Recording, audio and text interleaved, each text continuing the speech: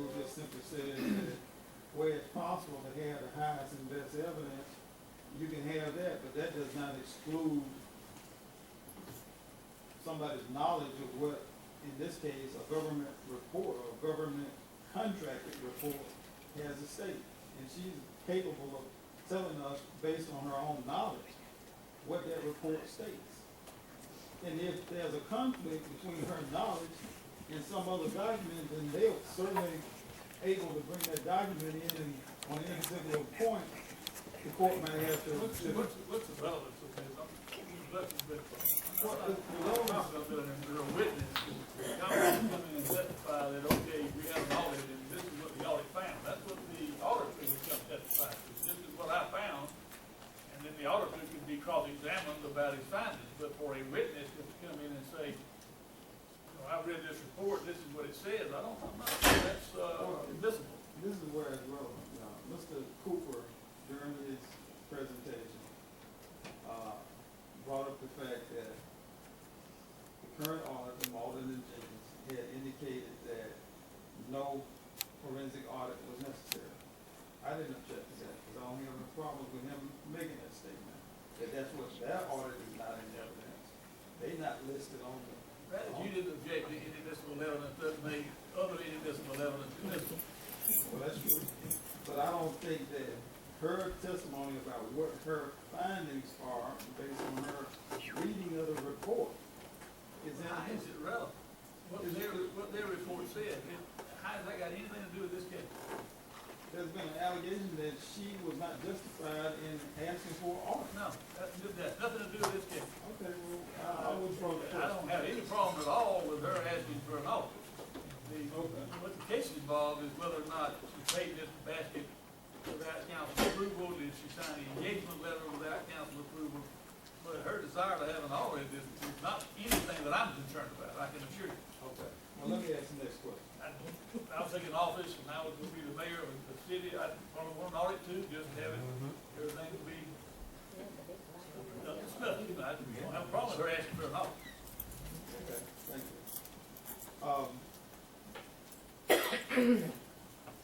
Mr. Basket came and met with you, is that correct? Yes.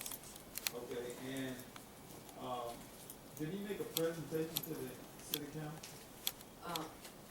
Can I go back just a bit? Yeah. To say that not only was it me, but it was with Councilman Reeves, based on the fact that Councilman Reeves was the finance chair. Then he and Councilman Reeves met, and then Councilman Reeves pretty much had the floor to tell me what the steps were, and we introduced them. He introduced them to the council. Who did? Along with myself, Councilman Reeves. Okay, and did he make a presentation to the council? Yes.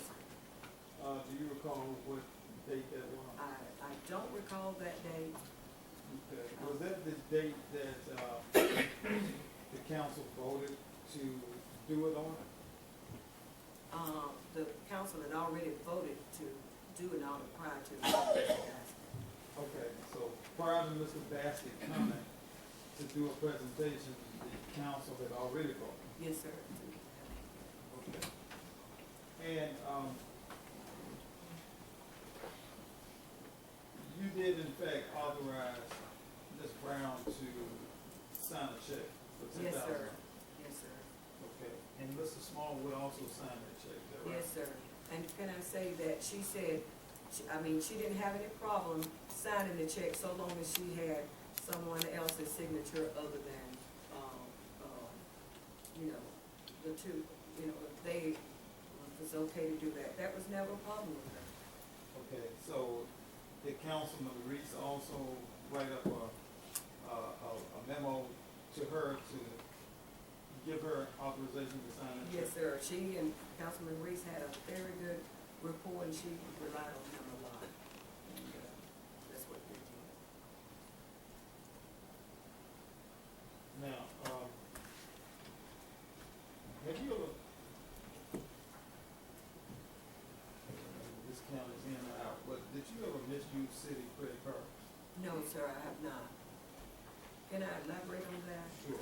With the credit card, previous previously, council had already, voted, since the card was about to expire, since the new, administration had come into office, and they needed to have it,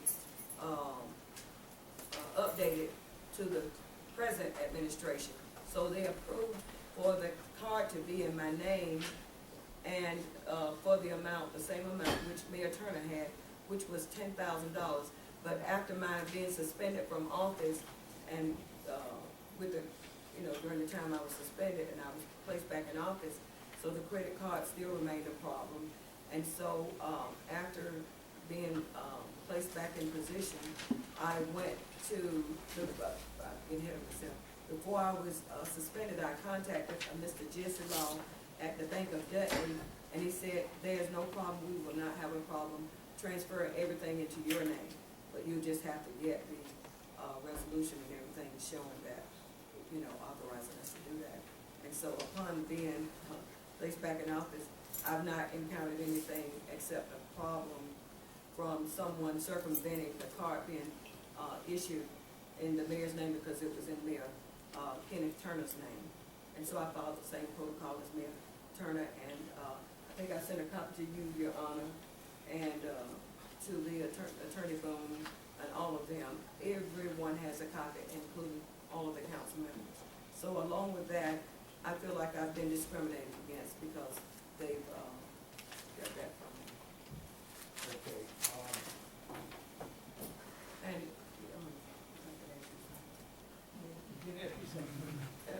someone is making facial expressions.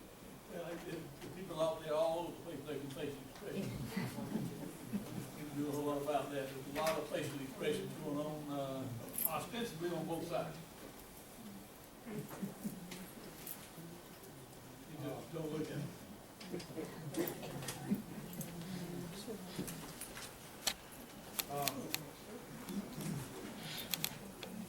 And to, if I might, say that what has happened in my becoming mayor, the very first night, the librarian was there, and she stood up in the very first council meeting, Miss Jude, our librarian, and made the statement, Mayor, is it true with the TV stations on, that you threatened to fire all of the white employees and Howell Black? And of course, my response was no. But then later on, my clerk's uncle, who is, Mr. Roy Mixon, he and I worked together at Central State. He was in the horticulture department at Central State Hospital, since my becoming, the mayor. He and I were very good friends up until I became mayor, and he wrote me a nice long letter saying, please do not fire my niece Tawana. And I said, Roy, I had him come into my office and meet. He was sitting there out in the foyer, just all upset. And I said, Roy, come in, I'm the same person that you worked with over the years, so what is different? He said, well, I don't think so. Object again on this hearsay. No, he's here. Subpoena to testify, releasing him a subpoena, I'm not gonna call him, and I'm not sure if Mr. Kendall's gonna call him, but once somebody calls him to testify, that's hearsay. But can I continue? Not with that. Not like if you say what Mr. Dixon said, that would be No, hearsay, but not. Hold on. no, I'm not. All right, I'm gonna ask you a different question. What has your relationship been like with Ms. Helen Hobbs? Oh, since everything, I started, it's, very pleasant.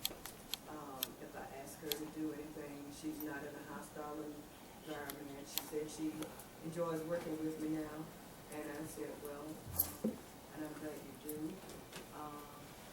She tries to do everything that I ask of her to do. Okay. What is your relationship like right now with Chief Hall? Chief Hall, I don't have that much interaction with Chief Hall except, now he comes and,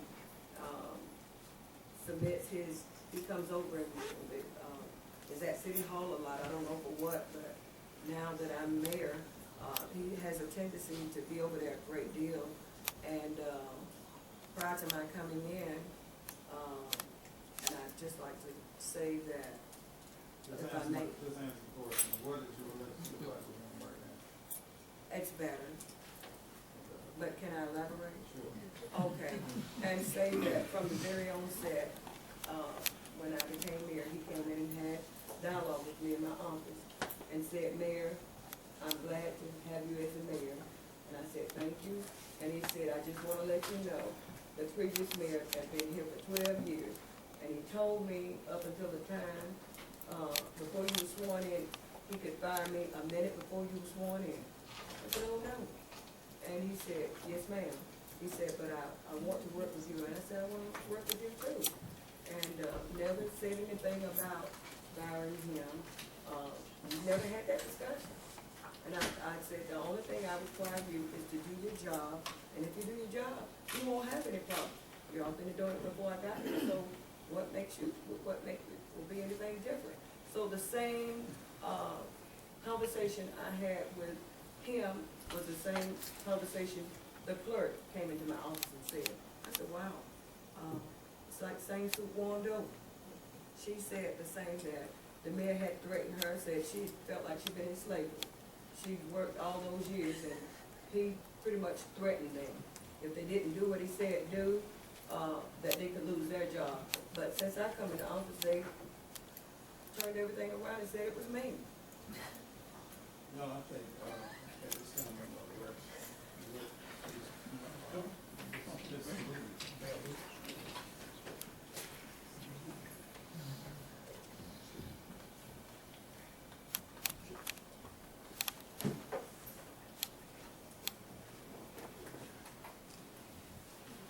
Marilyn, you mentioned some pictures you have of some shredded documents on the way into office, but you didn't bring those with you today, did you?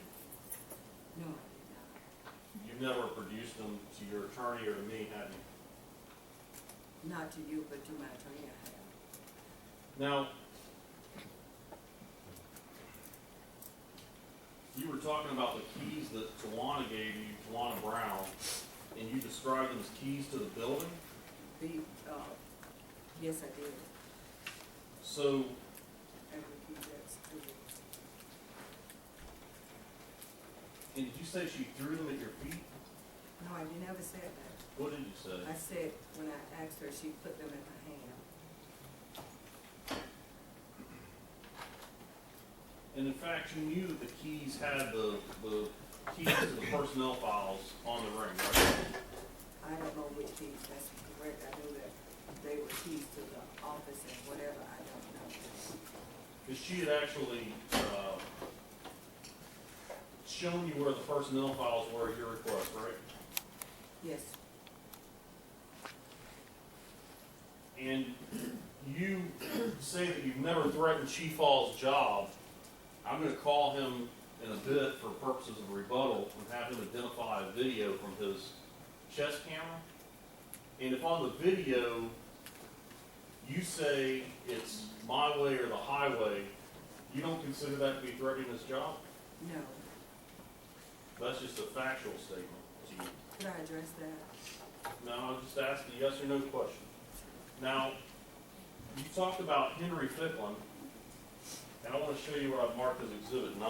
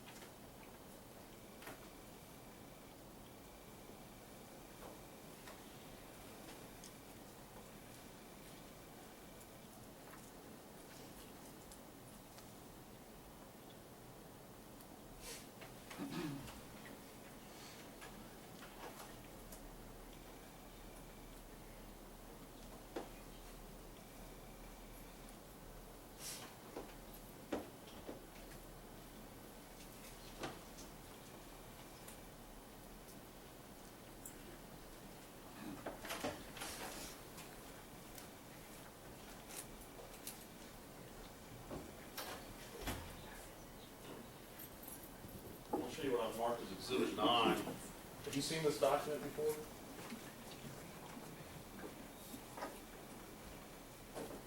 Yes, And this is in fact a document prepared for you by Henry Ficklin with suggestions on how to run the city of Gordon. yes, That's a fair and accurate copy. yes. Your Honor, we move to admit Plans Exhibit 40. Objection. No, no objection. I'm sorry, not 40. Number 9, I'm sorry. Nine.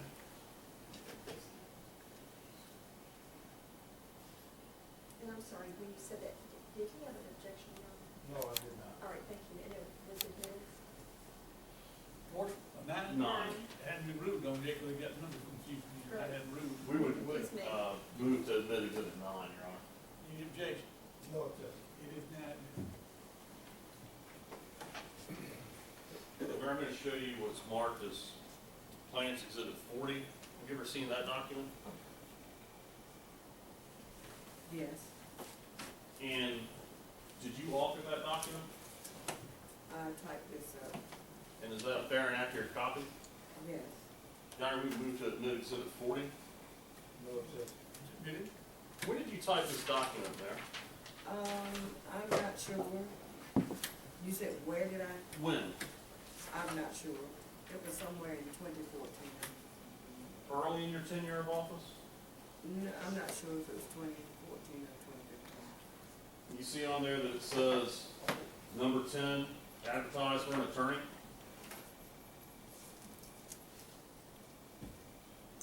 Under which section?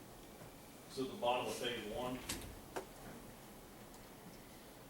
Yes, Number 4, order Tawana to surrender keys to SPLOS files. You see that? number 4. Yes, Number 5, order Tawana not to pay any invoices without the mayor's approval and signature. yes, If in case I gave the approval, it is not official until my signature is affixed. yes, Number 9, write to bank headquarters to get explanation of prerequisites to open a business account. I'm not happy with the present reception I'm receiving from Morris Bank in Gordon. I may be forced to close all accounts. yes, And you've talked about how you dealt with Chief Hall, and you talked about how you dealt with Tawana Brown. But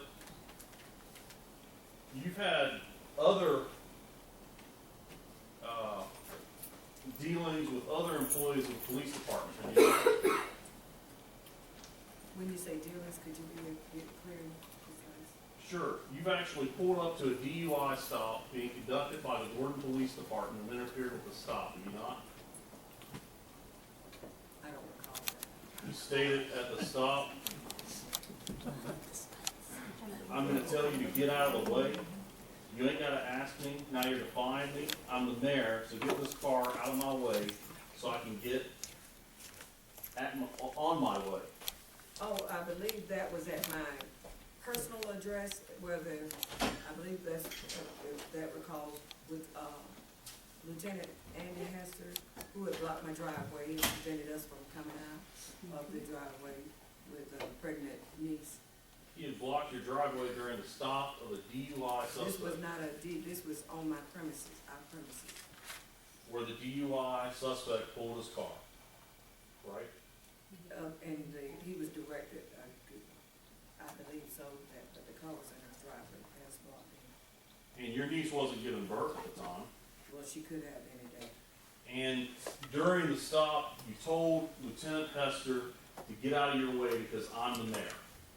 I did say that. And then you said later, I'm not going to ask you to get out of my way. Now you're going to arrest me? I may have said something to that effect. And then you said, oh, you will not arrest me. You better get out of my way. Well, I may have responded to his, what he said to me, but it's on video and it's viral. Do you need to see it? No, I can tell you what all transpired. And then you said, oh, these, like the most defiant employees I've ever seen, to Lieutenant Hester during the middle of a stop of a DUI suspect. No, I did not. It's not ever, I never spoke to the suspect. No, I'm saying what you told Lieutenant Hester. Oh, these, like the most defiant employees I've ever seen, referring to Lieutenant Hester, because he wouldn't move his car while he was in the discharge of his duties during a DUI stop. I make that statement. That's not respectful to your employees, is it? It's not respectful to my employees. Interfering with Lieutenant Hester during the middle of this DUI stop? Telling him he's defiant and get out of your way because you're the mayor and you're special? That's not respectful to your employees, is it? It was disrespectful to me, sir, but I was not disrespectful to him. Get out of my way, I'm the mayor. I was never disrespectful to him. You, in your capacity as mayor, sent a memorandum to the sheriff of Wilkinson County about one of his deputies, didn't you? Yes, I did. That was before, that was dealing with the county.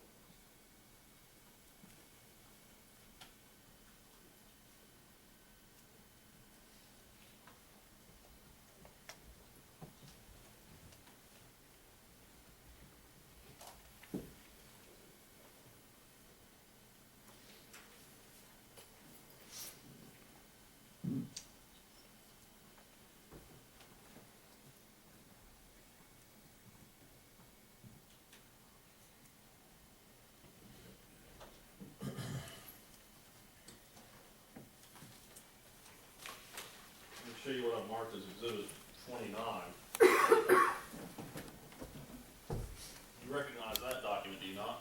I do, And you authored that document? yes, That's a fair and accurate copy of it? yes. Your Honor, we move to the Plaintiff's Exhibit 29. Objection. Yes, Your Honor, I'm trying to understand, with regards to that particular document that was, I believe, Mr. Cooper said it went to the sheriff's department. What, You read it, I haven't. yeah, that's what he said, does. man, I don't know if it was addressed to anybody. Well, it's addressed to the sheriff. Let him tell you. Okay, well, it was addressed to the sheriff, what relevance that has about her tenure in office? She's just a citizen making a complaint to the sheriff's department. I mean, it has nothing to do with her official duties as a mayor of the city of Gordon. Rightfully or wrongfully in making a complaint, it has nothing to do with her mayorship or her ability to perform the duties of the mayor or being incompetent, malfeasance, or misfeasance in the office as the mayor. Well, it shows on the first day she was in office, consistent with her treatment of Lieutenant Hester, this DUI stop, that she pulled up onto a stop at Milledgeville Road and Benton Street, identified herself as the mayor, expected special treatment, and when she didn't receive it from the deputy, she requested that he be sent to race sensitivity training. And she identifies herself in the memo as the mayor of the city of Gordon. It's how she conducts herself in office. I'll allow it, I'll overrule the objection. Now, Mayor, you recognize Plaintiff's Exhibit 29, right? Yes, And this is a memo dated January 7, 2014. yes, And as your first full day in office, you're sworn in on the 6th of January, right? yes, And according to this memo, you and your husband at 11:30 p.m. observed a fire truck and some police cars at 310 Milledgeville Road and Minton Street, right? yes, Their lights were on because they were presumably doing their jobs, right? yes. And you drove up and you were told to leave, right? No, You were told to get out of here by a deputy. it did say that. And you identified yourself as the mayor correct? Yes, And said that you have a right to know what's happening, right? yes, And when he didn't tell you, you wrote this memo and requested that the deputy be sent to race sensitivity training, right? that's true. Now,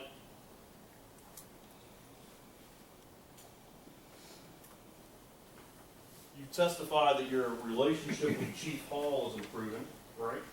Yes, And I want to show you what I've marked as Plaintiff's Exhibit 170.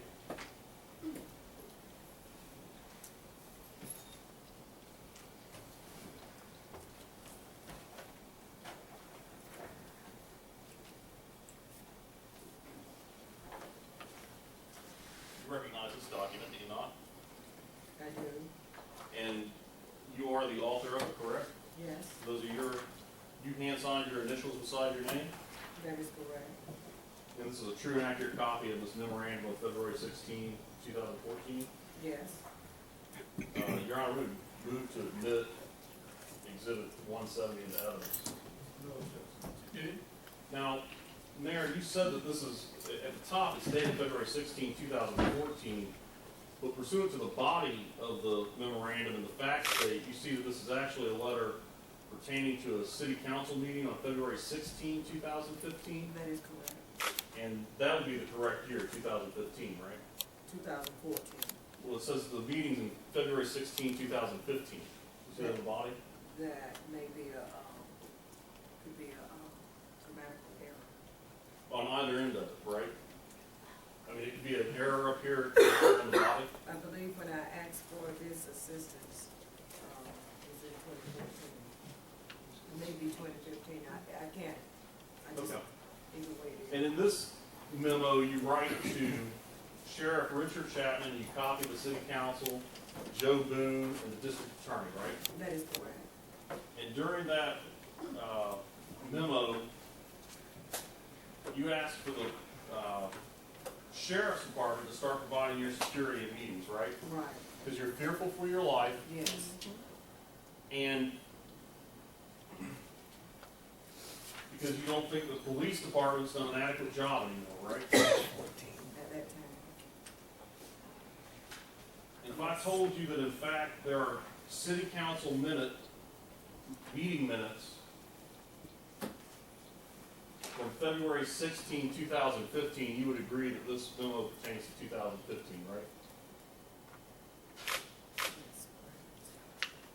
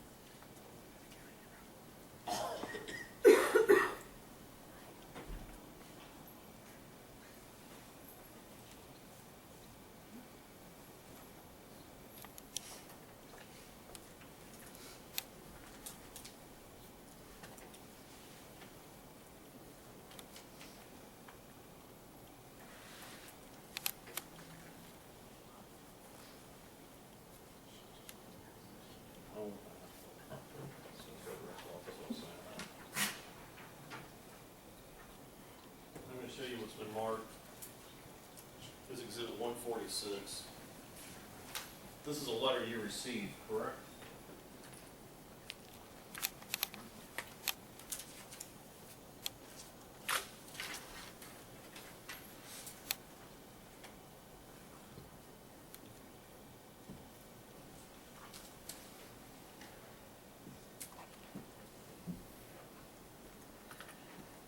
Yes, And this is a letter from Mayor Turner. yes, you acknowledge in the last paragraph, well, first of all, when was this letter sent? What's the date? The date states December 9, 2013. And in that letter, he offered to spend however much time it took to help you transition into office, didn't he? That's what this letter states. And let me ask you one more question. I'm almost done. You testified about meeting with Bill Baskett and Terry Reeves. Do you recall that? I don't recall. You just a few minutes ago on direct, you said that you and Terry Reeves and Bill Baskett met to discuss his proposal before he gave it to the city council, right? I'm not so sure I bet him, but I don't know, I can't recall what it was, but I know I did meet him, With Terry Reeves? yes. That was after February 3rd, 2014, wasn't I it? can't recall the date. Okay, no further questions, Your Honor. Can I take this a minute, John? Yes.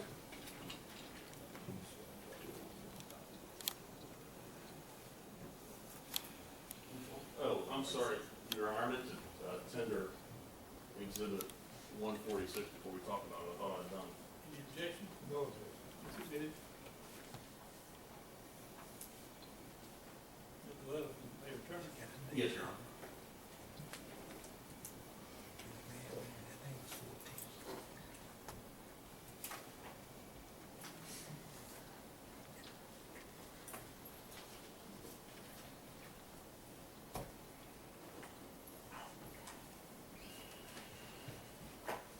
I believe I'm done, Your Honor.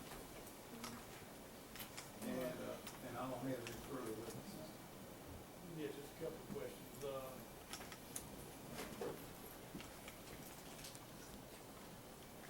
Do you recall the meeting on February 4th with, council person Coles and Smallwood? We talked about the,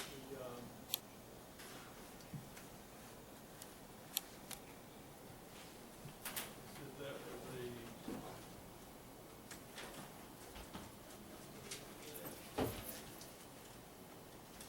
these committee meetings, one that the gentleman talked about, we overheard the phone conversation. Your Honor, Jackson said he was listening in the conference. You uh, had talked to him about the depot, and then he left, apparently the phone did not hang up, and he was able to continue listening. I do recall us meeting, that day, but as far as discussion as to, about the depot and all, I do recall that, but as far as anything else, I don't recall. You recall the meeting, you do recall meeting with those in Smallwood on that day, as part of the police committee? I'm not sure about the police committee, I don't recall that, I just recall we met on the fourth, but what we discussed, I can't recall, from that. But you do recall meeting with them. I don't, And that would be a violation of the Open Meetings Act.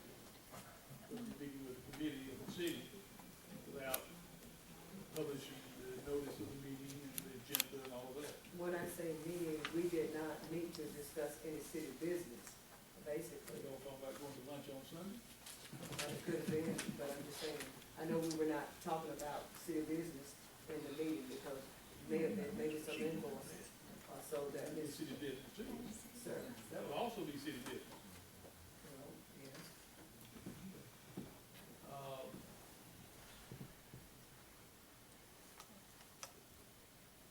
Did you ever send any citizens to the city hall to file for job application? Well, in my platform, when I ran for the mayor's seat, I promised, with that, once I was elected, that I would reach out to bring new business industries and such. And so, I may have said, go to the city hall, that's where you would, file your application, because who knows what may become available, or if someone should die, we would need to have a replacement, so, from that, I didn't mean to cut you off, I'm sorry. that was in my platform. But I've never sent anyone. Can you understand how that might intimidate the employee. If after you took office, all of a sudden people are coming and filing job applications. Well, they're doing that now, and I'm in office, Your Honor.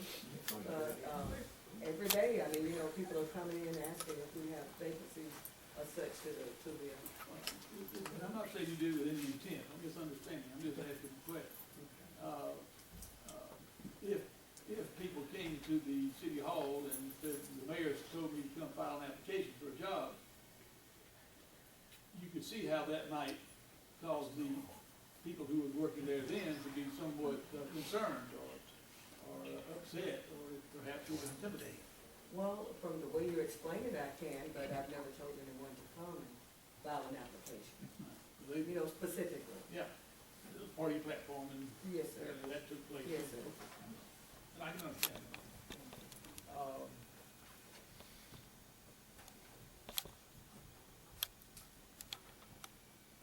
There's apparently a notation about advertising for a city attorney, or something of that nature. You had one of those documents that he referred to you, that you, a memo you had written, or something of a to-do list. It sounded like, direct, the clerk to do this or that, advertise for city attorney. I've never had the work to do that. I know you hadn't heard of it, it's on your to-do. What exhibit was that? It was one of those exhibits of, I don't know, I haven't seen the exhibits.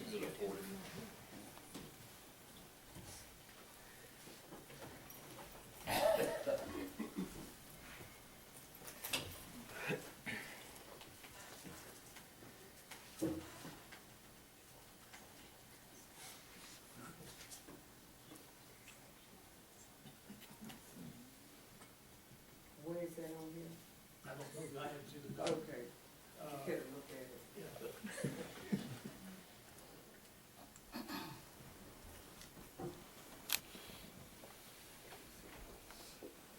I'm not really on this one, maybe on this one. I just heard him ask you about it. Can you understand? Yes, ma'am. Since I've been mayor, too, I've not had any, issues with, Here's the routine, advertise for an attorney. with the attorney being the attorney, but what has been brought to my attention is that I believe if we make the charter, we have to go up, you know, rules and names of charter, then we need to abide by the charter. Simply because they said, with all of the, businesses that we do with the city, that we need an engagement letter. And since I've been mayor, no one has ever produced the engagement letter to me as mayor. And I've asked the council if you all can go back and present me, because I wanna see every contract. I've not seen these, you know, upon my being elected as mayor, none of that has transpired. As a matter of fact, as I stated earlier, that Councilman Smallwood said to me, well, Mayor, before you became mayor, I never even so much heard of an engagement letter. And when I heard of an engagement letter, I thought it was when you were supposed to be getting married. And I said, well, you know, I just want to do things fair, decent, and be transparent. Your Honor, my name has been out here. I've served on the many committees here in the county, the voters, board of elections. I'm just not started. I have a good name. And to come here now and all of a sudden, I've served with the civic organizations, the Exchange Club. I've volunteered my time with the Better Hometown. I've been all around in the community. Each event they have prior to my becoming mayor, I've always participated. And we've never had a problem with racial harmony until I became mayor. And why? All of a sudden. I mean, it's like I'm being the one who's been mistreated, who's being discriminated against, Your Honor. I've been, That's exactly the next thing I wanted to ask you about. okay. Read number 4 and number 5. Number 4, name of vendor services. That number 4. Ordered, Tawana to surrender keys to the spouse files. She's never given me Now, Steve, why would you write a memo to yourself, order Wanda to do this, rather than ask Wanda to do this? Well, Your Honor, you know what, I've not even looked at that as to being, she never got this is to myself. I'm saying that's what you said, but my question simply is, why would you write it? It says, order her to do that, and then make order her to do something else in the file, as compared to ask her to do it.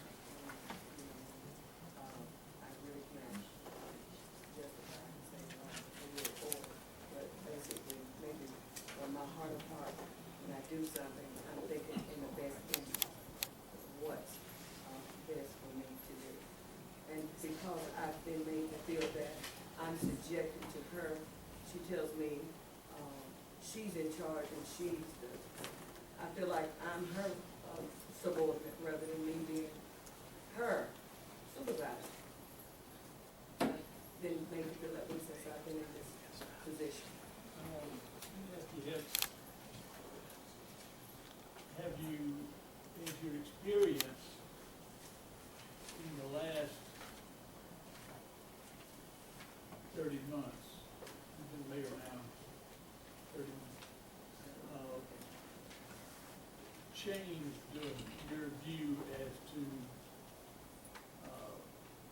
how a mayor ought to go about the duties in it? Didn't have that. Well, you know, consciously, Your Honor, I have to look within myself and do soul searching.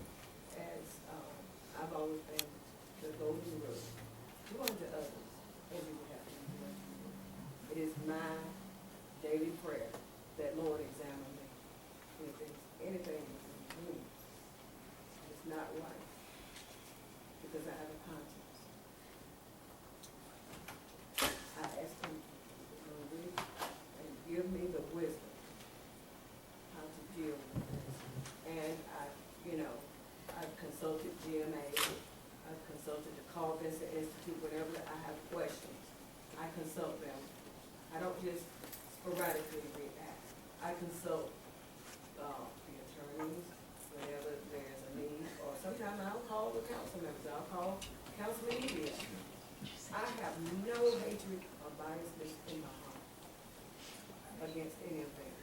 Now, I don't like a lot of things they say and do, but then they are who they are.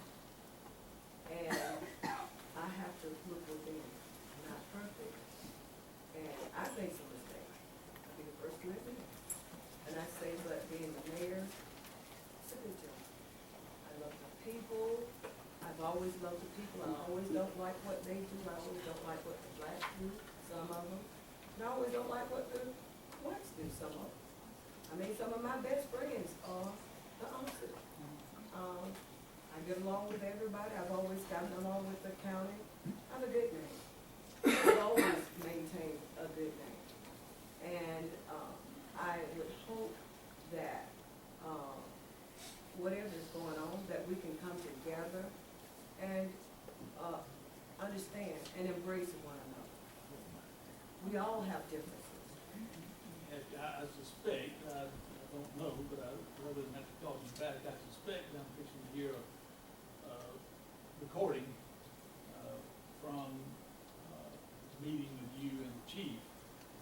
Mr. Cooper intimates at least that it's going to reveal that you said to him what he says you said to him, which was it's my way or the highway. And I may have, and I'm not, I'm just saying, I don't generally like to get to that point. And what I'm saying is that, at that time, it may have been, I'm not sure, but you've gotta remember, I have a video, and I think you have a copy that I sent to you of how they've been treating me, how they, the clerk has been so, disrespectful and disdainful to me. It's on the,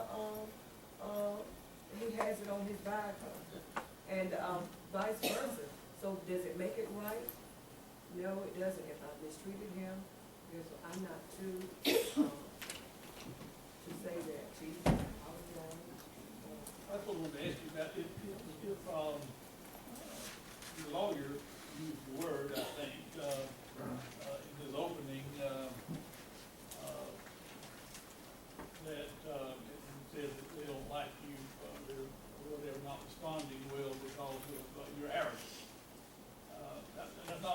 I understand That's that. his word. Do you think your style of governing has changed to be less arrogant? You know, my grandmother used to always say, you catch more flies with honey than you do with vinegar. And of course, and I'd like to say that, Your Honor, I think, you know, I'm still a work in progress. God is still working on me, and I think that with determination of what arrogance is to some will say that I'm one way, some will say I'm another, but ultimately, I've got to look at it. I've got to do the right thing, and if it's, I ever would not like to God on me, and I like to do it myself, whether it's not can do it. So, but I just like to say that, I take the stance that I can always improve. There's always room for improvement. And since being the mayor, I've grown a lot. I've been able to get tough skins and not take it too hard. Some of the things I have to accept that it's going to be. Some people are not going to change. I don't care what you do. Some people are not going to like them just because sitting like corners. So, am I any different? No.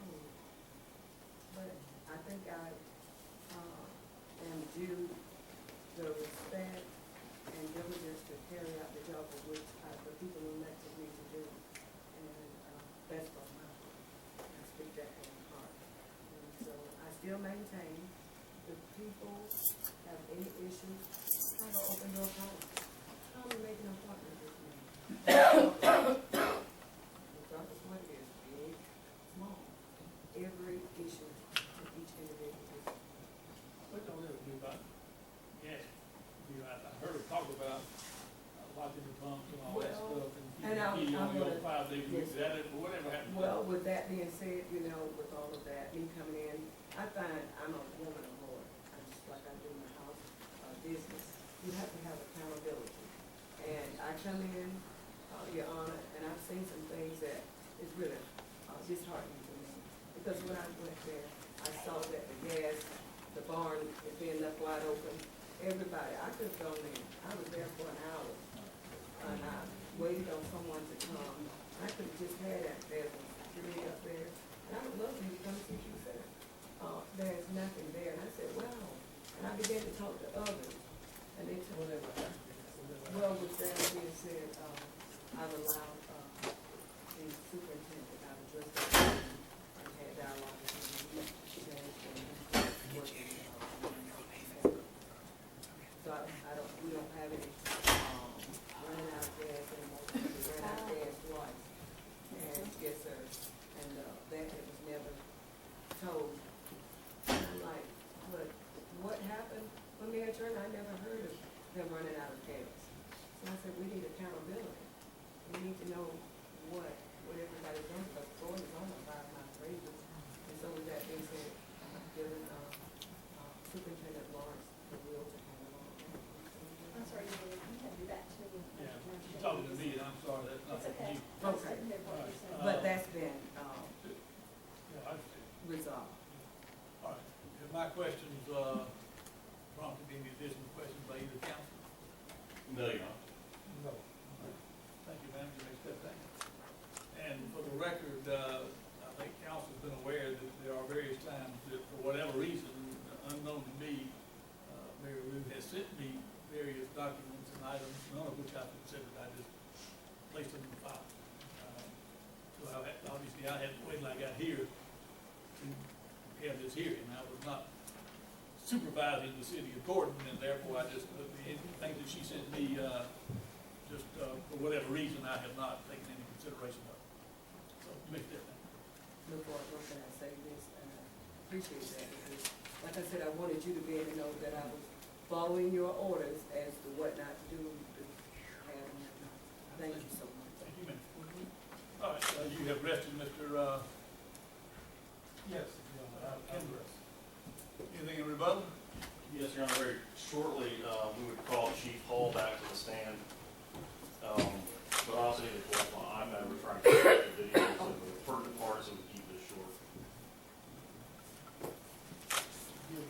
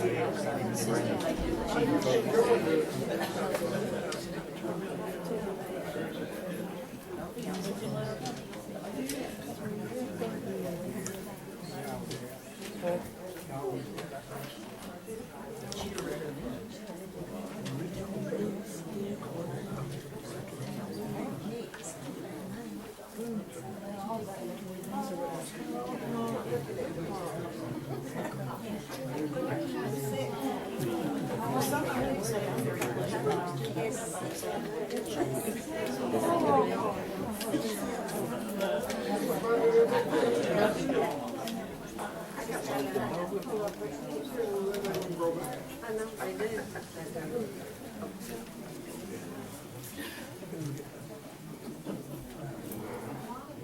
It is. We get it mixed up with mine, and it's possible.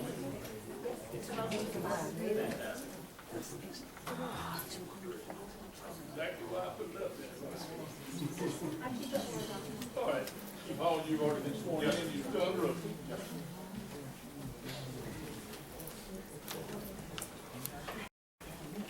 Good afternoon, Chief Hall.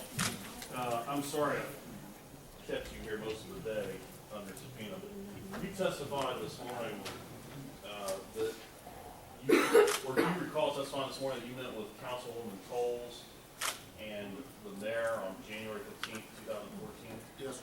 And Councilwoman Whipple was there, I believe? Yes, sir. And if I recall correctly, you said that during that meeting, Mayor Lou told you that it was her way or the highway. Yes, sir. Now, you told me this morning that you wear a body camera? Yes, sir. Can you describe that to the court? It's just a small camera, probably approximately about the size. And it's customary for you to keep it on throughout the day? Yes, sir. And do you recall if you were wearing it on January 15, 2014? Yes, sir. And I've keyed this video kind of in the middle, but if I need to put it back at the beginning to show it to you, I will. And I do want to show you the beginning in a bit, but do you recognize, I'm sorry it's on an iPad, this is the video, Yes, sir. and it's about 7 minutes and 8 seconds long. Do you have any reason to fear that it's been edited? It has not been edited, none at all. Okay, and Your Honor, we have a copy on disc that we would tender, it's plaintiff's exhibit 12 for purposes of the record, and so it's in my iPad to the Supreme Court. You okay? I think I need to look, I need to, I don't know. I mean, I don't have anything to put it on right now. I'll send it to you in, well, 2 Mondays ago. I'll just reserve I don't mind him testifying about it right now, but that document I'd like to see. Well, they don't want to play it, I'm afraid, and that's what's on there. He says it's the, I don't know what it is, he hasn't identified that, but I'm assuming he would identify that as being, has he looked at that? Yes, he has. He's the one who provided one of our clients, and it's just a video file from his body camera. He needs to testify about that for the foundation if you want to admit the ditch. Okay. Chief, I've got a CD-ROM. Do you know if it includes the same video? I just need to look at it. Just compare it, right? Yes, sir. That's a video that I made a copy of from my body camera. And now we would move to admit exhibit 12. You objection? I think, I don't mind him testifying about what's on there and playing whatever's on there, but that document that, he's holding in his hand, I would like to see that document before I conclusively say I don't have an objection to it. So for purposes of going forward right now, I don't have a problem with him playing his video, testifying about his video. Okay, apparently that's not the document, apparently that's a CD of the video. That's what I'm saying. I wanna see that Let me just video. make sure that's That's what fine. it is. I wanna sure that document is what it says it is. Okay. I have no problem with that, Yeah, as long as we very can play it today. Chief, I'd like to, at this point, play this video, Mr. Kendall, I don't know if you wanna move over here, I don't have this on my iPad, but I'm sorry. Fine. Technologically challenged. And I can't even press the play button.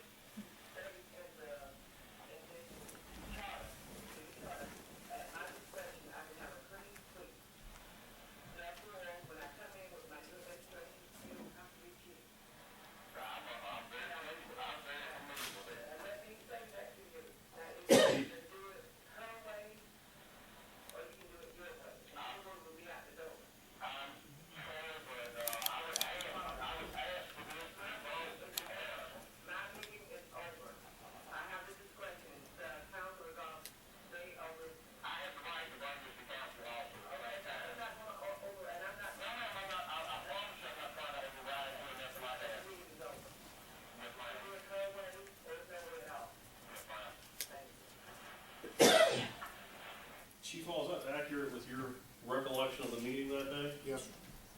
And when you first entered the room, we had this question earlier, on this video, there's an arm to your left. I just want to have you watch the very beginning of this video. I think it pans out and shows everybody in there. That's why I turn the camera on. And that's Basil. Mr. Basil. Mr. Reeves. Mr. Mayor. And Ms. Barber's to the left. Ms. Tolles? Yes, sir. No further questions, Your Honor. On that tape, she said I can have a clean sweep. Yes, sir. What's it done? No, I don't have any, questions about it, except this. Were you in the mayor's office when you shot that? Yes, sir. Okay, and do you know what day it was? It was, dated, I guess it was the 15th, January the 15th.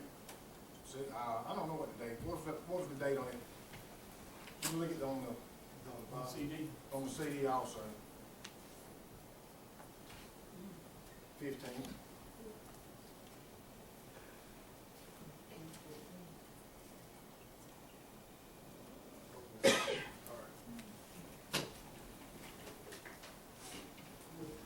I don't have any further questions.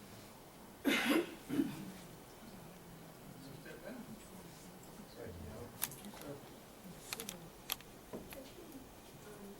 He reserved his objection, and we never ruled on the motion. Well, he agreed to have it played. I just wanna make sure that the document, that CD contains what I just saw. Right. I don't have a reason to think it doesn't, but, we can put But out. I just want, before it goes in the record, I can see a paper document, I can see what it is, but I can't see what's. That's fine. Yep, I'm with you. I'll let you play it on my laptop if you can. I'll watch the video, see what it is. That's all the rebuttal on this we have, Your Honor. Yes, sir, brother? No. All right. The evidence is now closed.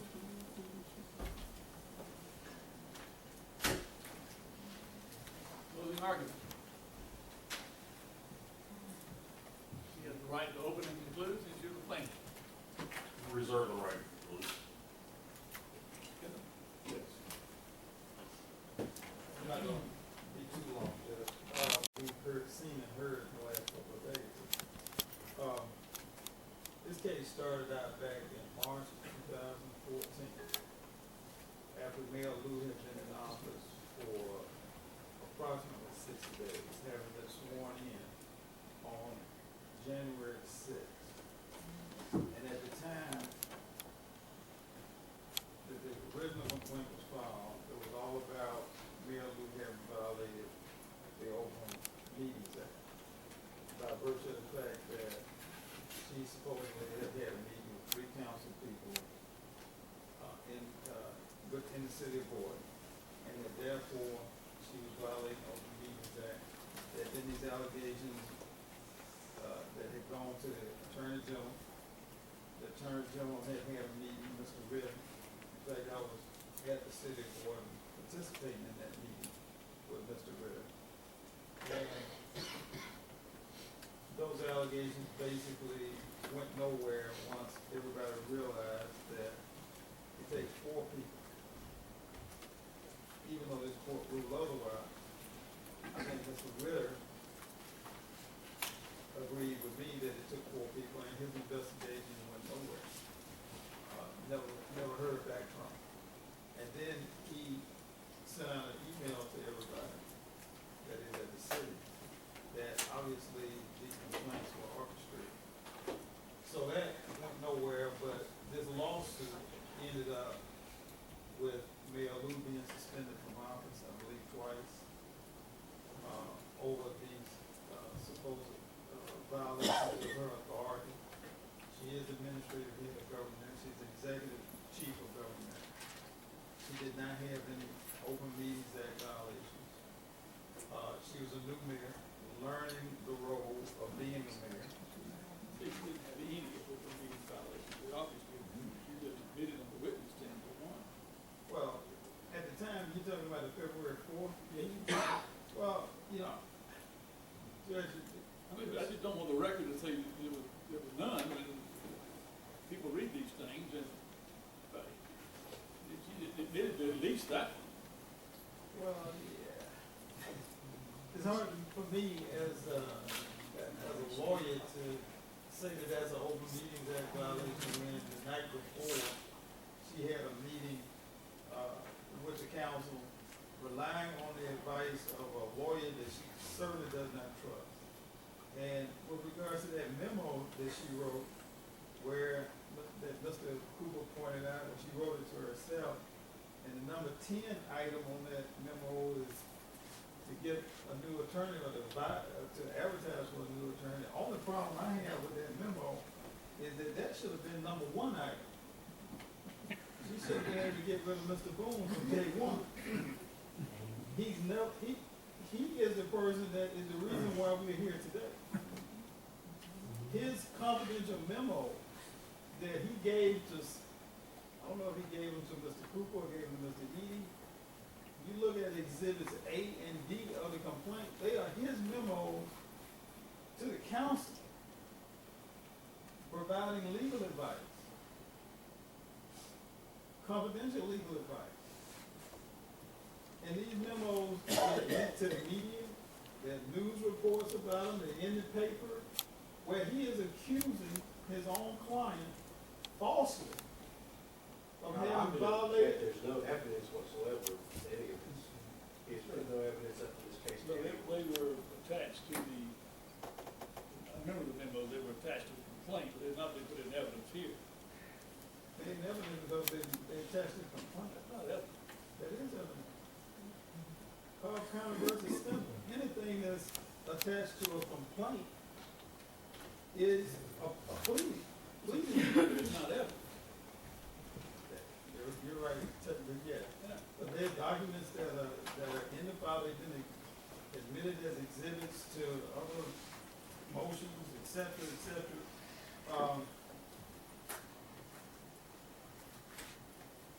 So here we are with an attorney who she's relying upon to give her advice as a new mayor. And instead, he's sending memos accusing not only her, but other members of the city council of having violated the Open Meetings Act, and in my opinion, falsely accusing them of having violated the Open Meetings Act. Again, I object, there's no accusation in those memos, and he could have put Mr. Boone on the stand to defend himself if he wanted to do that. Mr. Boone now apparently misunderstood or misinterpreted the Open Meetings Act, as I did. I readily admit that, before the Supreme Court ruled, I was fully convinced that 3 and the mayor were enough, because that's all it takes to pass any ordinance is 3 and the mayor. And if 3 and the mayor vote to pass an ordinance, and a 3-3 tie, 3 and the mayor can pass an ordinance, that's enough to do business. I was convinced that that would be a violation of the Open Meetings Act. The Supreme Court said I was wrong. But Mr. Boone apparently was under the same misapprehension prior to the Supreme Court ruling. So don't say he falsely advised, just say he misinterpreted the law. But there's a different connotation when you use the word false as, that's accusatory, and that's part of our problem here. We've got people attacking each other rather than trying to work together, but that's not your fault, that's, nor is it my fault. If I could just make the record clear, Your Honor, the documents he speaks of actually will show that Mr. Boone did not misinterpret, that he actually defended the city and said that it took 4, and that he was not going to, that there were any violations, and he made that defense to the Attorney General on behalf of the city. But anyway, go ahead, Mr. Hill. Yeah, you know, I thought yeah, before I let you finish. I would agree with what Mr. Reeves just said. Mr. Boone has always known that it took 4 council people. I mean, that's historic throughout the city of Florida. In fact, when we had a hearing on July the 22nd, Mr. Edie got on the stand and testified that it took 4 council people, other than the mayor, to make a quorum. Okay, there's never been any misunderstanding on their part about what constitutes a quorum. But if you review the letters that were attached to the complaint that Mr. Boone authored, he stated that there were 3 people in the meeting, except for one occasion, which was on the 17th, when he said that based on news reports, there were 4 or 5 people in the meeting. And then he sent a letter to the Attorney General, telling the Attorney General that his own clients, his own constituent clients, were violating the Open Meetings Act. But he was only identifying 3 people and the mayor that had been in a meeting. If you look at those letters and see exactly what he stated, so this whole thing got started with the mayor meeting with 3 people, and that being an open record violation. We have 33 counts and an amended complaint. And I believe I counted last night that 26 or 27 of those counts have to do with Open Meetings Act violations.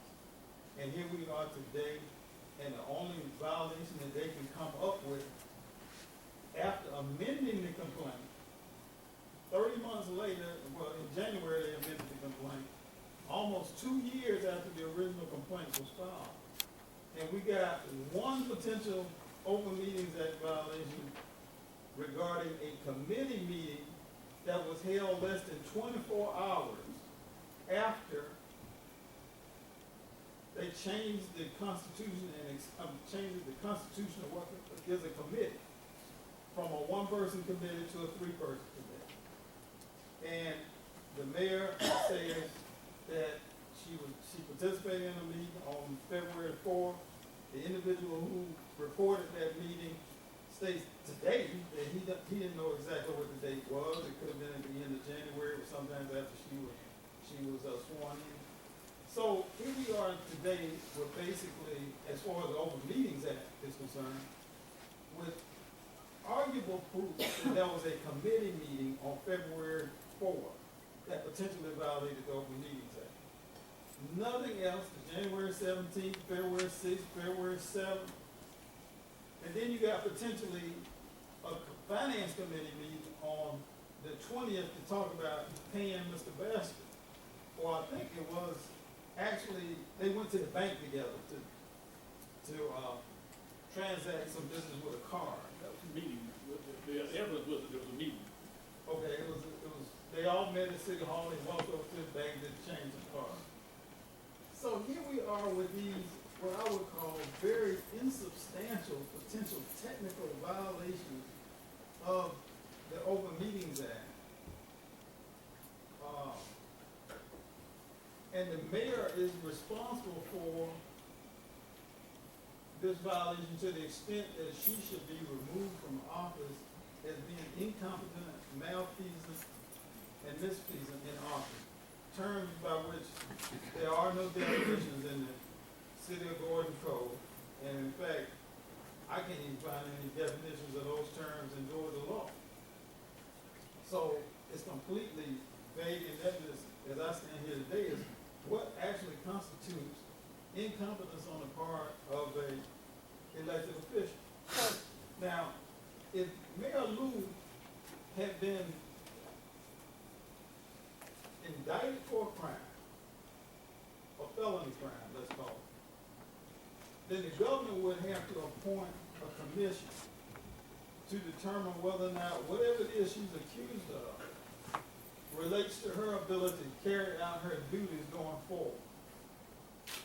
And if they determine, that commission recommends to the governor that that charge would affect her ability to go forward with her duties, then the governor can temporarily remove her from office, pending the resolution of those criminal charges.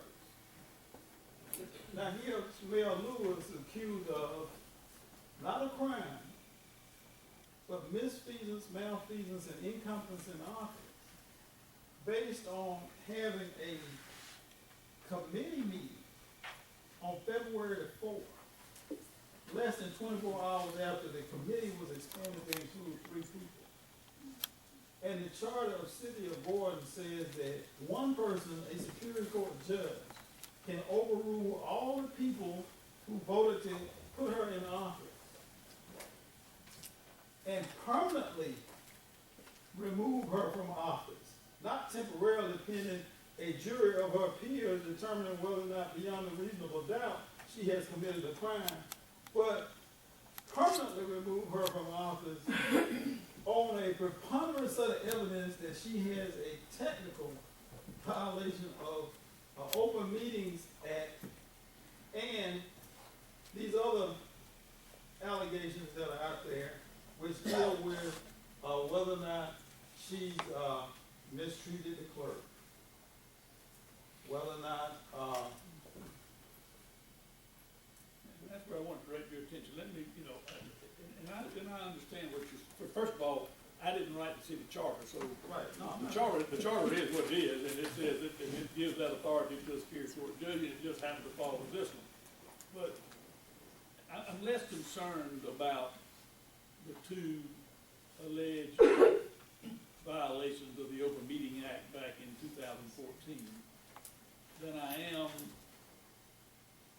the problem that appears to me when there's several of these city employees that have said she told me she could fire me and replace me, that she told me she would fire me and replace me. She denies that, and then denies that she said it's my way or Ms. Toll's way or the highway, or you're out the door. And then I hear an audio, see a videotape of her saying, I can do a clean sweep. And I hear Mr. Hensley say that he heard her say that she could get rid of all the employees and the city council. She denies saying any of that, but then I hear it out of her voice on the tape. I'm more concerned about the environment that created in the city and the fact that it resulted in the city losing its insurance because of the various EEOC claims that arose out of that, which she denied, but then it's right there in out of her own mouth on a videotape. Well, that's what I'm more concerned about that than I am these, quote, technical violations. I agree with you. If all you're looking at is 2 technical violations of the Open Meetings Act back in 2014, I wouldn't even be having closing arguments. I would have said, yes, you did it, but I ain't removing her for that reason. Let's get out of here. But that's not where we are. We got more serious fish to fry here. Okay, well, And I want to alert you to my feelings and thoughts, because when I was standing where you're standing, it always helped me to be able to focus on what the judge is thinking about. well, thank you. I appreciate this, Judge, and that's a fair concern. Let me address it this way. If we were talking about us right now being in May or June of 2014, I would really say that, that's a real concern. But we're standing here in June of 2016, 2 years and a half later, when some of the same people that filed EEOC complaints against her, i.e. Heather Harper, have come into this court and said that, hey, that's all bygone old news as far as me and the mayor is concerned. Well, I hadn't had any issues, there had been no hostile working environment as far as I'm concerned. for the last 2.5 years since she was suspended from office, which was in the summer of 2014. That's 2 years ago. So, to me, that says that what we're talking about here is an individual problem between the mayor and two people, the clerk and the police chief. And both of whom who have profited as a result of this so-called bad relationship between the mayor, because they both have filed claims against the city, and they both have been paid money as a result of their filing claims against the city, which neither one has gone through to a lawsuit. Both have been basically compensated by a city council who is hostile, majority of whom is hostile to her, and therefore is very eager to pay off claims against her, and then come back and claim, well, look what the insurance companies did to us. Well, these people were out there talking to the insurance companies. These are the people that the insurance company is dealing with when they get these claims. The clerk, the city attorney. That's how they're getting fed this information. That causes the insurance company to, quote unquote, write a letter that says your city is dysfunctional. They've not had any conversations with the mayor. They've had conversations with the city attorney and the city clerk to come to these conclusions. So you got people like Melvin Lawrence, who originally filed one of those EEOC complaints, one of the four people who was still the supervisor of the city. He didn't go back and file a second complaint. You heard the mayor talk about her relationship with him with regards to handling the gas policy. So you got two people who basically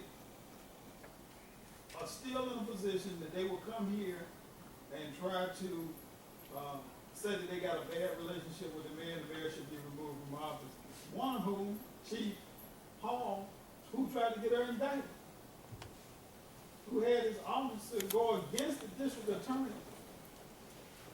and come here and try to get her indicted for a crime.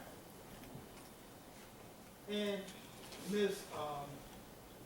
Brown, who I believe, I'm not sure what's happening with this whistleblower lawsuit, but she may be still suing the city on the whistleblower situation. I'm not handling that, I'm not involved in it.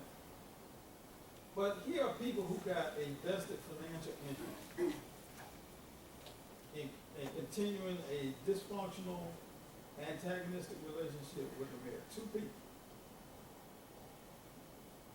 And that's what we got going on here. So if you put the Open Records Act technical violations aside from 2 years ago, and we're going forward with what we still have involved in this complaint, and what I hear you voicing a concern about is this so-called undue harassment issue of city personnel. Well, the incidents that we're talking about that happened in 2014. That incident that we just saw the videotape happened 9 days after she was elected to office. On January the 15th. She hadn't even been in office 2 weeks when that happened. And I'm not gonna say that was something that, makes me feel that she was showing ultimate leadership and having a conversation with an employee of the city and using that kind of terminology. I couldn't justify that myself. I don't say that that's something that she should be proud of.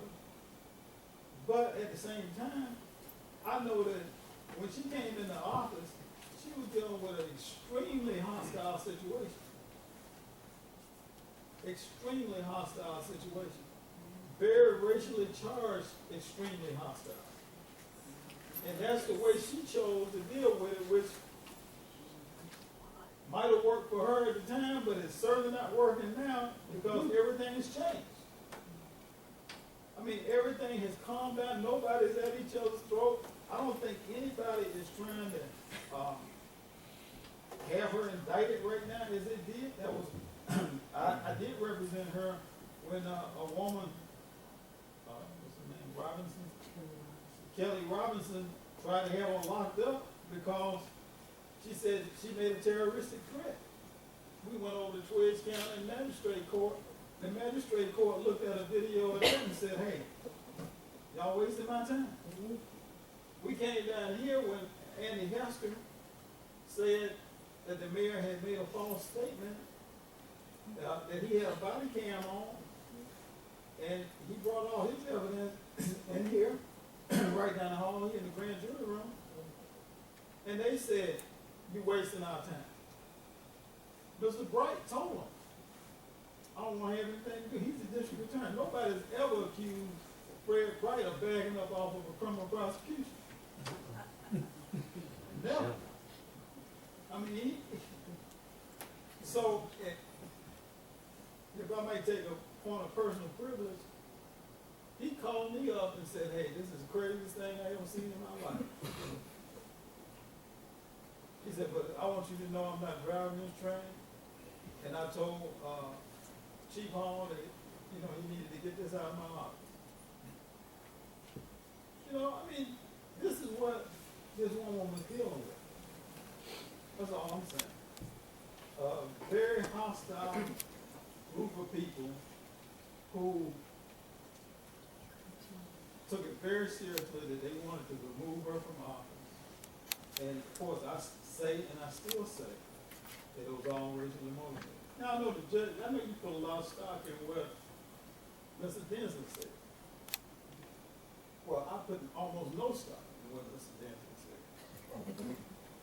And the reason I put no stock in what Mr. Denson said is that I understand the cultural dynamics of a person like him in his position. And you don't, we didn't get into all of the details, and you know, I got cut off with regards to his history. But the history is, I don't think anybody would dispute it, that the man was shot. Your Honor, objection, this is not. Okay. Just so that we can get beyond the evidence. Okay. Well, I'm gonna think You know,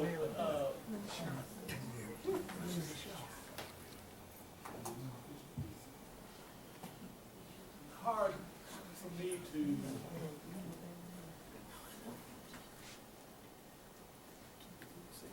imagine that this is all just a matter of race.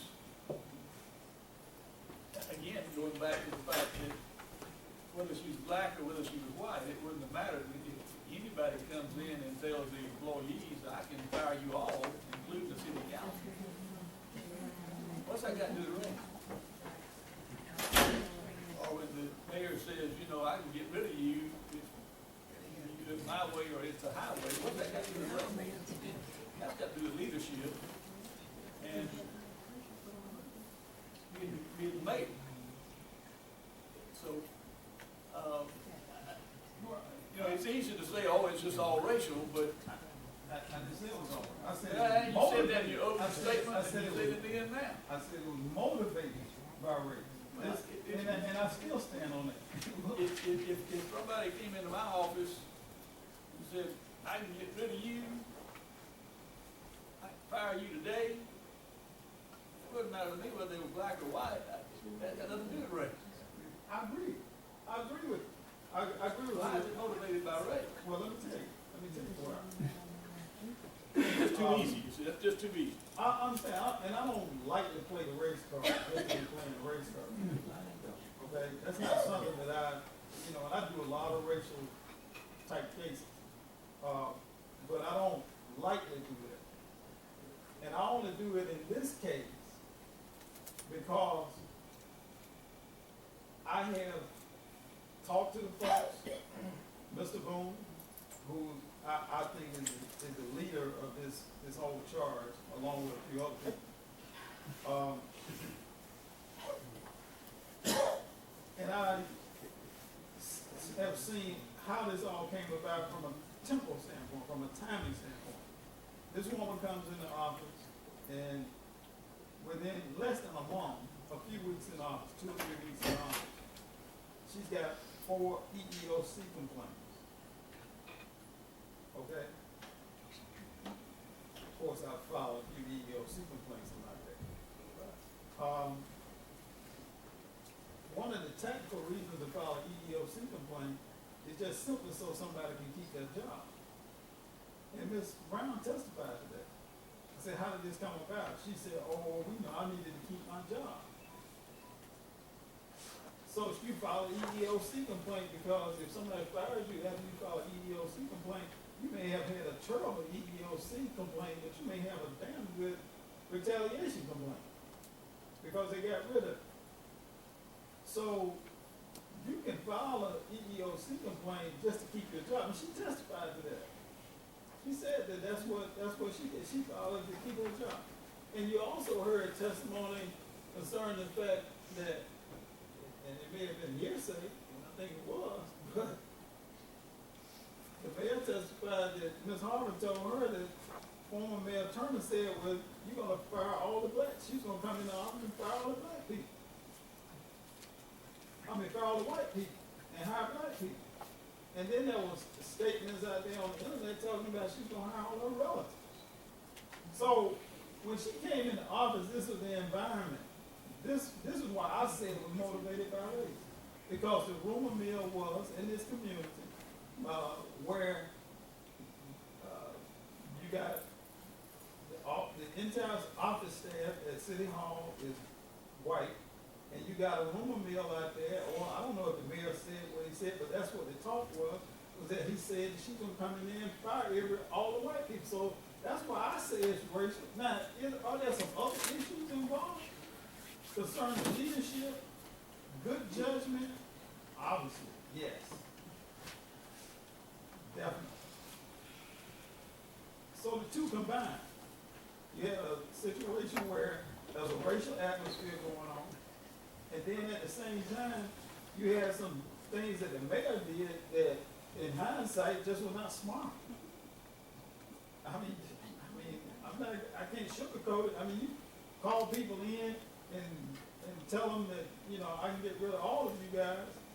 That's just not a good way to handle business when you're the new guy on the block, regardless of your race. So that was a mistake, and she admitted to that. She admitted that she made some mistakes, and she's also admitted that she's learned and grown from the process, and I think the evidence is that the relationships have improved between her and some of the employees, at least. Some of the staff, people there, that they have improved.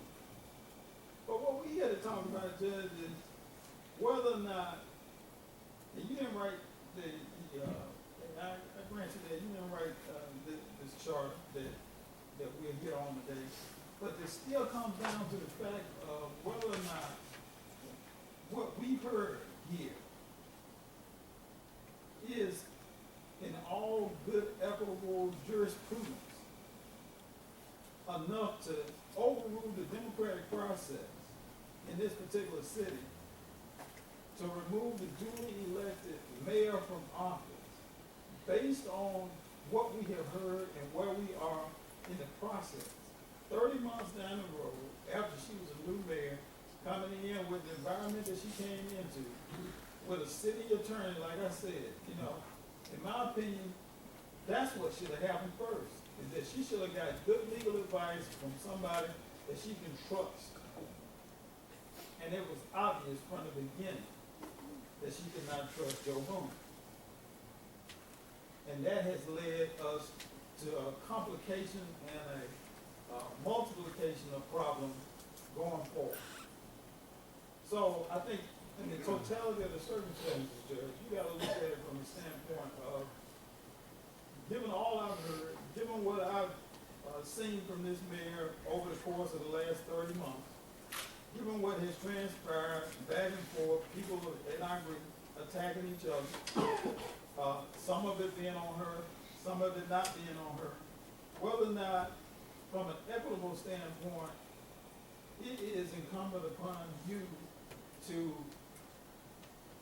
take her out of office.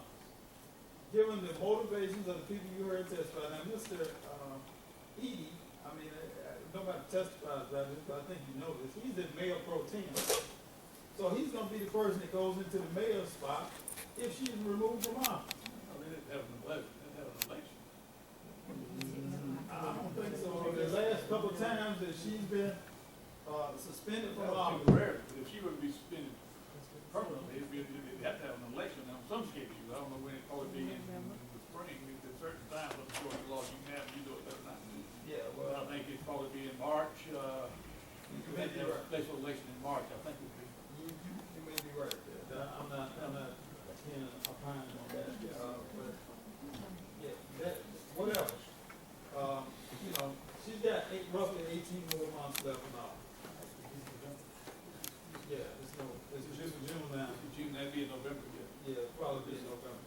Special election. It's a special election. But she's got 18 months left in her term.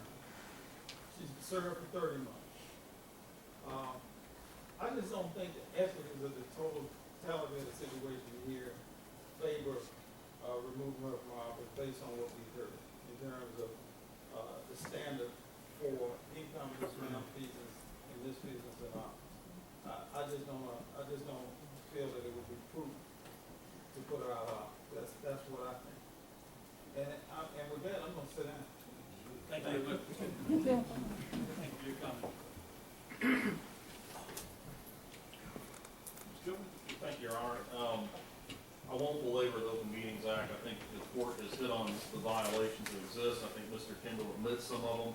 I don't agree they're just hyper-technical violations, but that being said, that's not what concerns us about this suit. That's what we said in our opening statement. That's what we've said throughout the pendency of this case. In fact, when this case was filed in March of 2014, I think it was filed on March 11th, the reason that it was filed so quickly wasn't because my clients were desperate to remove the mayor from office. It wasn't racially motivated. There was no malintent. It was because as our firm processed this case and began to get involved, we became acutely aware of the dangers to Chief Hall's employment and Tawana Brown's employment. And we rushed to file a lawsuit as a result. And as Your Honor will recall, it was still some time after that that we even sought a TRO. It wasn't immediately. And we said in that first hearing we did so with great reluctance. But reluctant or not, we felt that we had to do it because this case is about the destabilization of the city of Gordon. It's about the dysfunction as the GMA identifies it in their letter. It's about a mayor who came to power for what, not power, but she came into office and for whatever reason began threatening people's livelihoods, threatening their jobs. Within the first 60 days, she's faced with 4 EEOC complaints. And Mr. Kendall says things have settled down, but what I notice is there are 4 EEOC complaints in her first year in office. There are 2 repeat EEOC complaints in her second year in office, and we're only halfway through 2016. And the reason that concerns me is because of what Terry Eady testified to at the end of his testimony. He said, things are more stable in Gordon and things have calmed down. He said the temporary restraining order went a long way to help. He said that George Wynn's election as a city councilman went a long way to help. Now we've got another vacancy. Tommy Smallwood resigned 2 or 3 weeks ago on the eve of this trial, and who knows who's going to come to power. I don't, or be elected. I don't know. Mr. Kendall doesn't know. I don't even know who the candidates are. And I don't think at this time they even have any declared. So we don't know what's going to happen, and we don't know how the mayor is going to act. I think she's acted erratically throughout her tenure. You know, 6 EEOC complaints in a 2-year period is nothing to make light of. And I will say this, I haven't done as much EEOC litigation as Mr. Kendall. I've only handled 2 or 3 suits. But I've never looked at a claimant in an EEOC claim and said they profited because they felt discriminated against and felt like their jobs were in jeopardy and they happened to get paid compensation. I've never said they profited from that. Ms. Brown did file a whistleblower suit. And there's a settlement with the journalists. There's a lot of stuff going on. There's a lot of litigation. There's just a large amount of litigation in her first 2.5 years in office. And then you turn around and you look at the debts that the cities could be accruing. I don't know what the legal status is, but Mr. Jones, Ronnie Jones, has some amount of money outstanding that he was never paid, $10,000, $15,000. Bill Baskett has $21,000 at least in outstanding fees because those are the 2 invoices we've seen. And I will acknowledge, I don't think Mr. Baskett's do anything. He should know that the city requires a written contract, and if you proceed without one, I think, it's, I think you've done so at your own peril, but he could still sue the city. That's $21,000, plus the $10,000 retainer that's gone, the city has not gotten back. And then on top of all that, on March 4th, 2014, the city lost its liability insurance policy with GMA, which it still can't replace. They're uninsurable.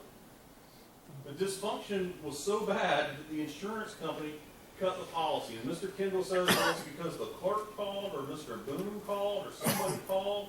There's no evidence of how they found out. I would imagine they found out because attached to their cancellation notice are those sheets showing the claims from the prior 5 years, and it lists the 4 EEOC claims.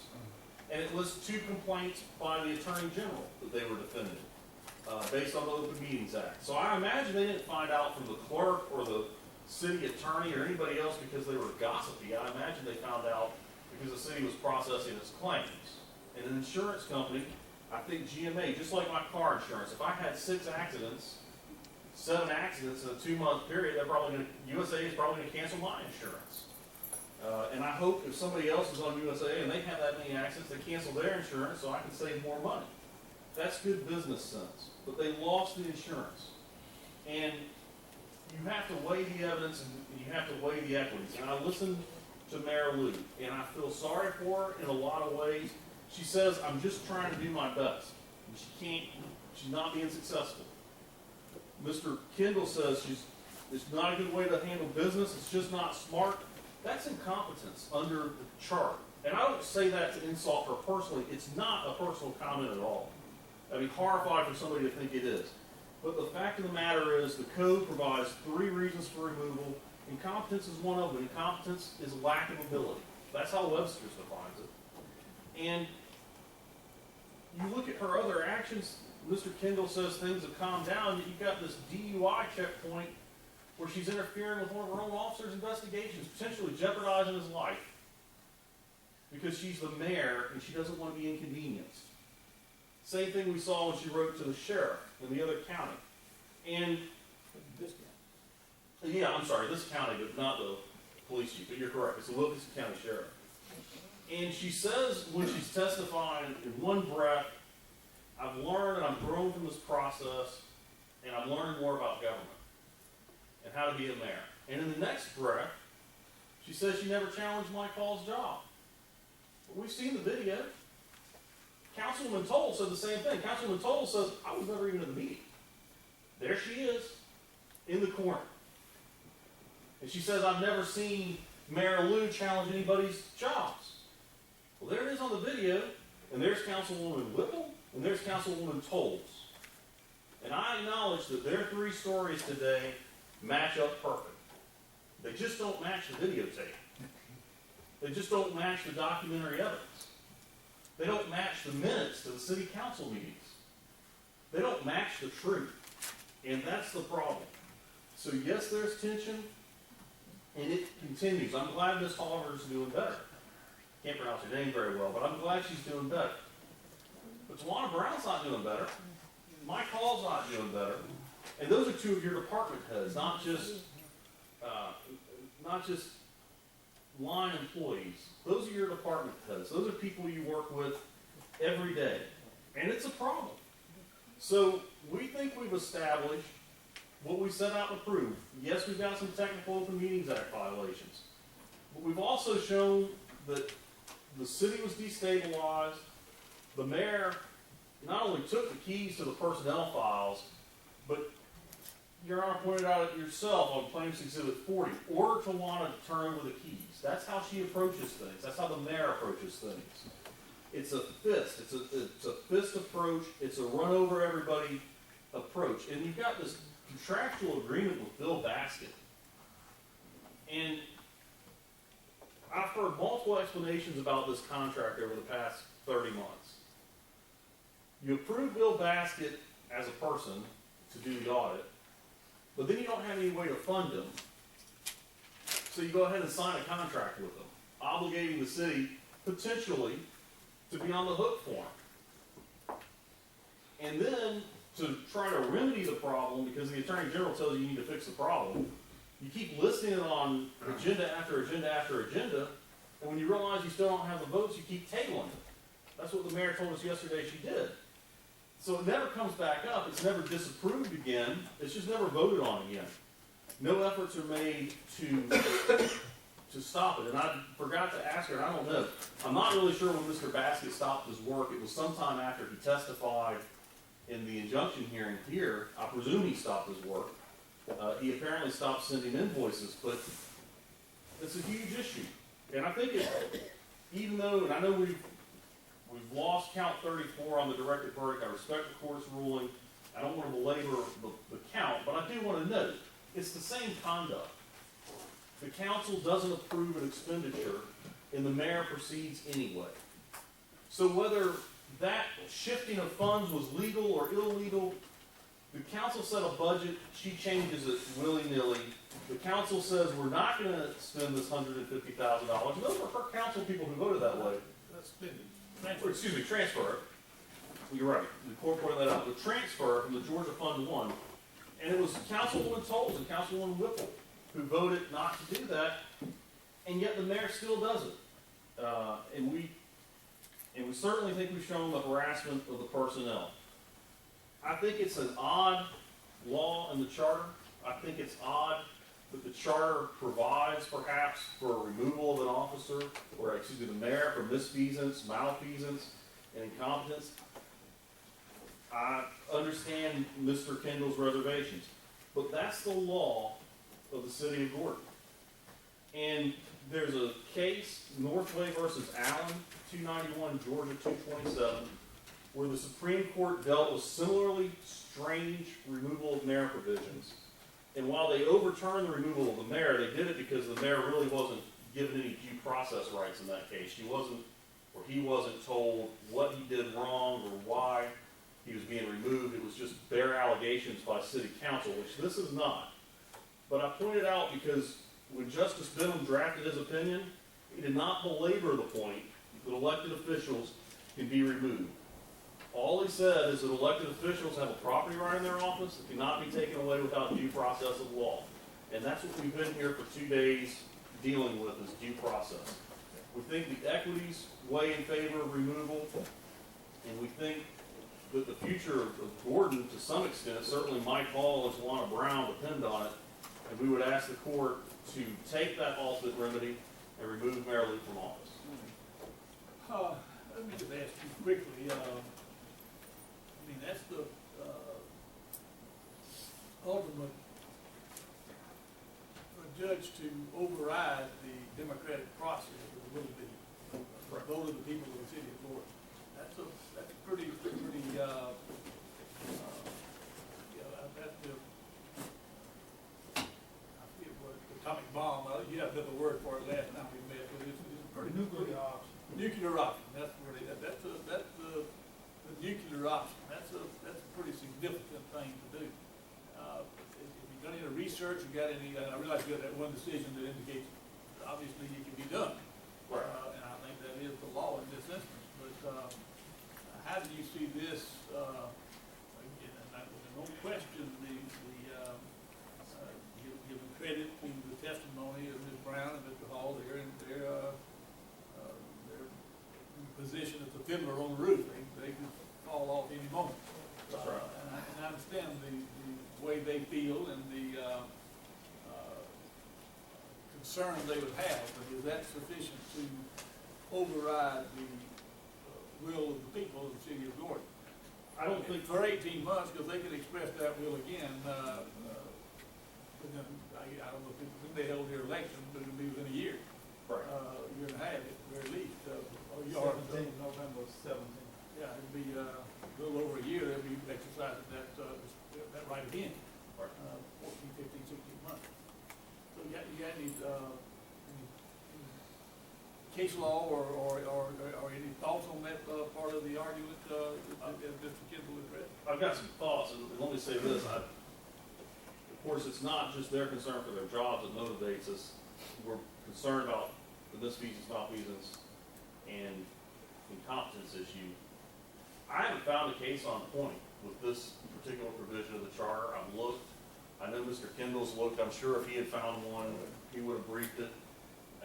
I know that when the city was contemplating rewriting their code last year, and that was pending in the legislature, as I understood it from the Regional Development Commission, this is a somewhat common provision in southern Georgia and middle Georgia city charters. So the fact that it has never come up as a little odd. In the case law I've done throughout the case, both at the beginning of the case and to now, case after case, when it deals with these sorts of issues, only deal with the fact that an elected official has a liberty interest in their job and a due process right. And I've never seen any guidance beyond that. So I don't have any case law to draw the line. That's what I was telling my co-counsel at lunch, is it'd be nice if it was more like an automobile case and there was a line in the sand and I could tell when we crossed it. And there's not. And that's why I made the point in my opening that I don't think it's one instance, but I think multiple instances give rise.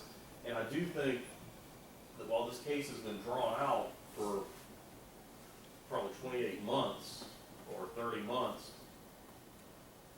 I think while it's been drawn out, that has changed the course of some of the conduct of the defendant.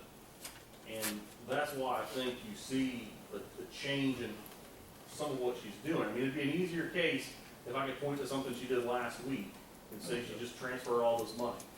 I understand we're talking about allegations from 2014 and a few from 2015, but that's just the nature of where we're kind of frozen in time.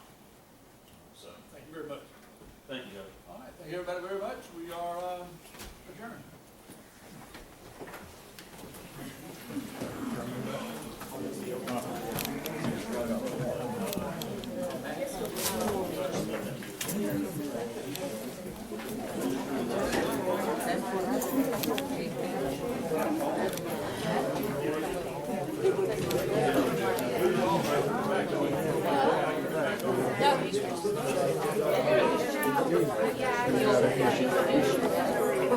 Look, Boston. Into it. Doing good, man. Good. All right. You saw about that. Hey, you saw that.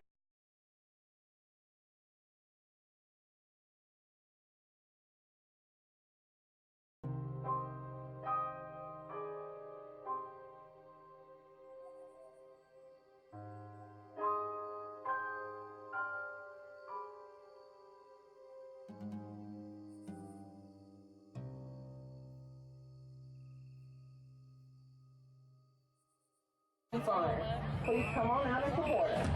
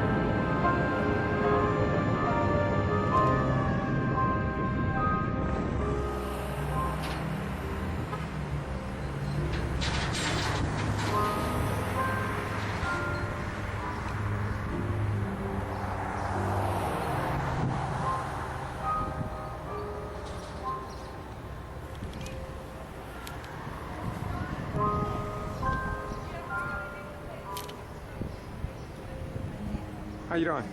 All right, all right, all right.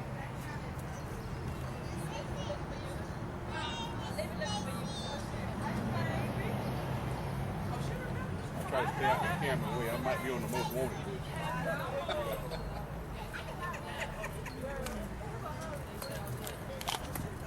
He want to go walk and pull the truck over him. You know me and State Bird. What's she up there? What's she up there? Yeah, she look for me. I cut Hey, work. I'm tall. Yeah, but you can come be with me. We come get you one day. Look like man. Okay. Because Greetings, this is the Get to Free Press, and I'm in Coffee County, and I'm standing in front of the courthouse. The Douglas 4 have just been arraigned and stood before a judge, and they all pleaded not guilty. This is very well could be the same as the case with the Madison 9 in 2012. It also may be like the Quitman 10+2 in Brooks County, Georgia, wherein 12 outstanding black Americans were indicted on 119 voter fraud charges, only to be dropped and all 12 to be exonerated by the state of Georgia after 4 years. I am also working at least 8 to 15 mayors that are under attack, seemingly to remove them from office, if not to circumvent and put fear in black Americans that they will not run for public office or possibly even vote. In Marvin, Georgia, 89-year-old black African-American female said that she would never vote again because of the intimidation that she received from the Secretary of State, Brian B. Kemp investigators, along with the G.B.R. agents. And so we are over here because we believe in your right to know. If no other news media follow this case, to Get to Free Press, we want to follow it from start to finish, as I have done on many other cases. Because once again, under our form of government, you do have a right to know.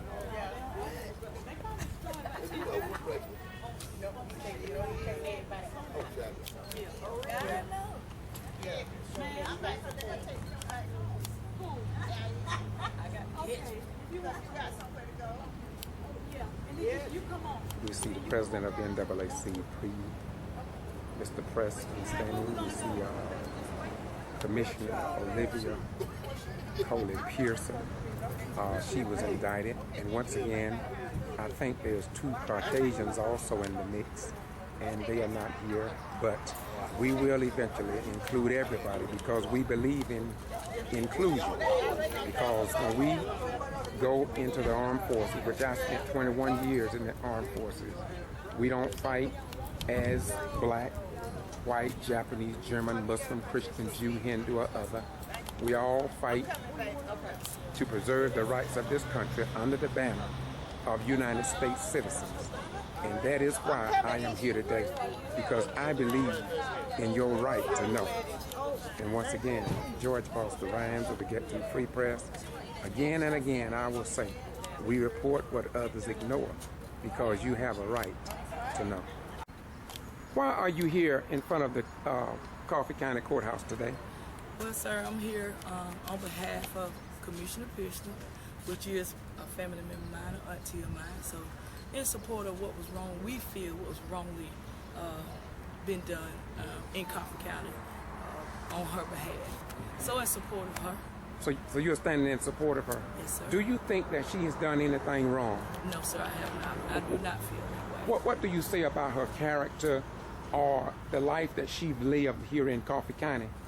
Because I ask you that because I have followed the Madison 9, the Quitman 10 plus 2, approximately 16 mayors in the state of Georgia, and it seems as if though they're in a concerted effort to circumvent the power of the vote in the state of Georgia and to keep people from voting, number one, and number two, to keep people from running for public office. And so what do you think about her character, first of all? First of all, putting aside her being my auntie, her standards, her fight for this, to try to get people registered to vote, to educate people on people who, you know, how to vote. How to vote. And the importance of voting. As a family, as you know, we've always pushed this. The importance of voting. And I feel, you know, she have carried on the legacy from our family. And, you know, it's just important. And that's what she made it do. As a black female, your vote do count. And right is right and wrong is wrong. Okay. One other question. I understand there are 3 other people. Do you know anything about them? I really don't know. I really don't. And what's your name? I'm Stacy Coley. Stacy Coley. Okay. Thank you very much. Thank you. What's your name? My name Barbara Smith. Miss Smith, what would you like to say about the commissioner that seemingly have violated the law? And I was here a few months ago, and the Enterprise newspaper seemed to have painted her in a negative light. So why are you here today, and what do you hope to accomplish? I'm here to support Miss Pearson. We're next door neighbors, and I came up here to support her in this. Thank you very much. Thank you. Hello, what's your name? Barbara Pauk. Last name? Pauk. Pauk.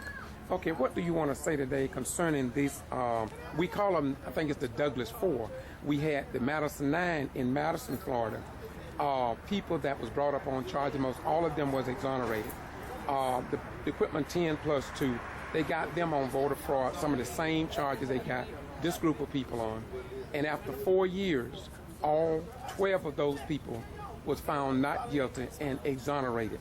One of them, Latasha Head, she died. She had lupus, and they believe that the stress and the pain that came about as a result of the state bringing what some call bogus charges against Equipment 12 caused her death. I talked to her father. So what do you think about today, and why are you here? I'm here to support Miss Olivia Commissioner Pearson because I believe that this is discrimination. This is something that is just should have been dealt with a long time ago if there was anything, which I don't believe there's anything done wrong. And I repeat myself, I really believe that this is a discrimination. And me, myself, I worked with the poll at that time. And so now I'm speaking out today to say that we are the peoples, that we are sick and tired of us as a people being scrutinized. And we think that this is so wrongful to be charging all of these peoples with something that did not even exist. Once again, we're standing in front of the Coffee County Courthouse here in Douglas, Georgia. And here's an individual that wants to say something in regards to what we witnessed today. We know that 4 people have been indicted here in Coffee County, much like the Madison 9 in Madison, Florida, much like the Quitman 10+2 in Brooks County, much like many of the mayors across the state of Georgia. And in my most humble opinion, which I do have as the owner of the Get To Free Press, is that it seems that there's a possible assertion, attempt, or system to circumvent the power of the voting process here in the state of Georgia. What's your name, my brother? Philip Grady. Philip Grady, what do you want to say today concerning this case? I want to say that I've seen things go on around here a lot worse than this in the electoral process. And nothing was even said or anything done. And this was so minor. For it to be progressed to this far is just unbelievable. And it's nothing. It just shows that somebody is wanting to suppress the leadership of Coffee County and suppress the votership of Coffee County. And they're trying to use the courts as a means to do this. And but you know, we're just going to have to rise up and fight it. And I hope our young people can see it for what it is, come on out and really vote in numbers. That's the only way you can put it down, is we show up and vote. So what you are saying, if I understand you correctly, voters should not allow this to deter them from voting, but it should encourage them and reinvigorate their spirits to register and get other family members to come out and vote. Is that what you're saying? I think if you can see what they're trying to do to some of our leadership, you know what they would do to the rest of us once they remove our leadership. We have people in place now that will speak up and speak out. If they suppress that, we don't have anything else left. We'll be back in the 50s. And I've been there and didn't like it. Attack the top black leaders in Madison. In Quitman, it seemed as if though the top leadership in Quitman was attacked. And in these cities where these mayors were elected to office, it always seemed that the top leaders, just like you say, the ones who are most outspoken are the ones that are drawn in under this umbrella to what may be seen as voter suppression and intimidation. That is correct as I've ever heard it. The old saying that my grandmother used to tell me was, if you cut the snake's head off, the body will die. And they're trying to get the head, the leaders of the black community, and then that way they can suppress. They won't have to use the voter ID and restriction that they have us afraid to come. Well, I thank you very much. What's your name once again? Philip Grady. And you do take voting seriously, am I correct? Very serious. Okay. Was you back when blacks didn't even have a right to vote, and yet all these years have passed and it seems like there's still an attempt to keep us from the ballot? I was back when Dr. Martin Luther King was marching. I'm 75, I'll be 75 years old my birthday. Okay.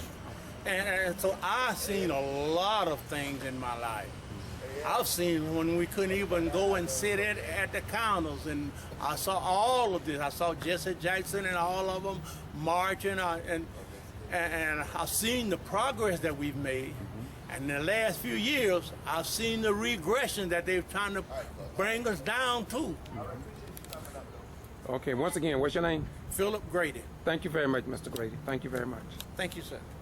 And once again, this is the Ghetto Free Press, and we are focusing on Old Glory because right to my left are military veterans who serve this nation to have the right to vote, to sit in a restaurant, and to be treated as equals. Not like the 1857 Dred Scott decision, which said that no black man had any rights that a white man was bound to respect. But at the same time, we also know that two white Caucasians, because I spoke with them a few minutes ago, are also caught up in this dragnet, as some is calling it, for whatever reason.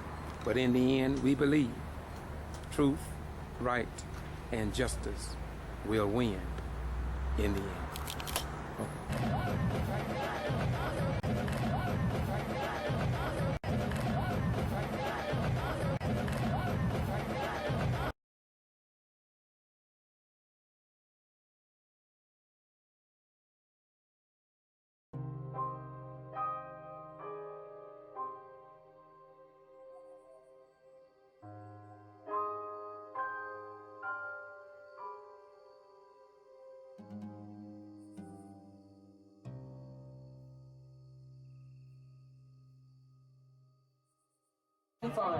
Please come on out and support us.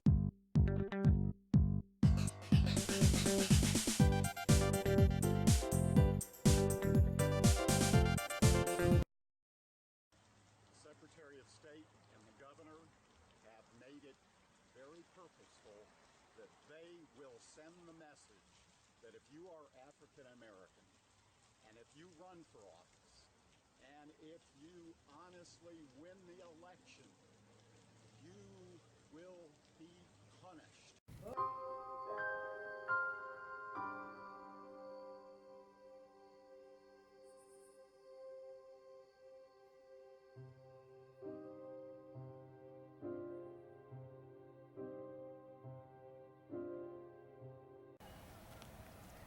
Bobby, what's going on down here today at Gaines Chapel AME Church?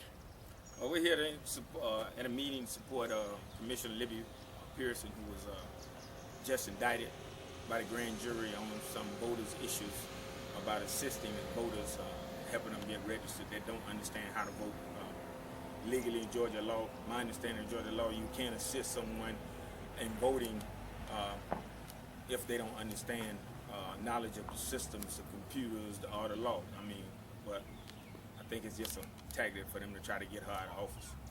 I counted 45 people in there. I think she may have been a little disappointed there wasn't more people, but I think that's a great number.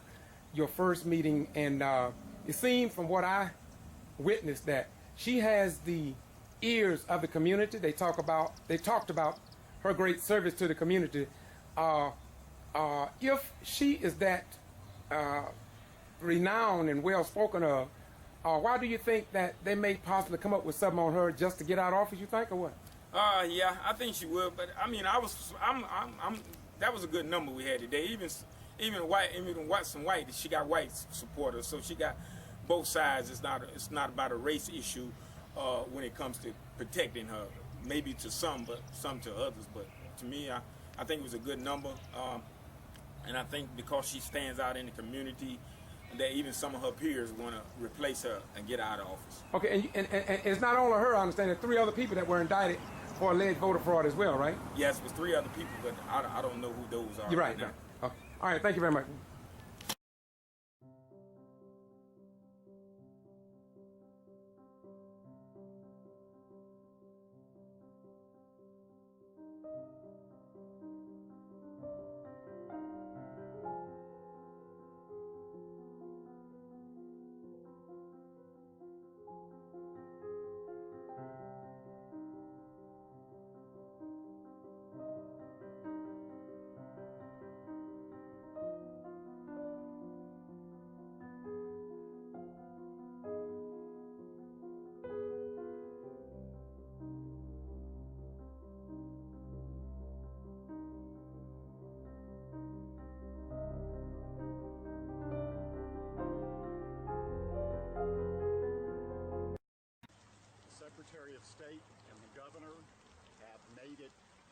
purposeful that they will send the message that if you are African American and if you run for office and if you honestly win the election, you will be punished.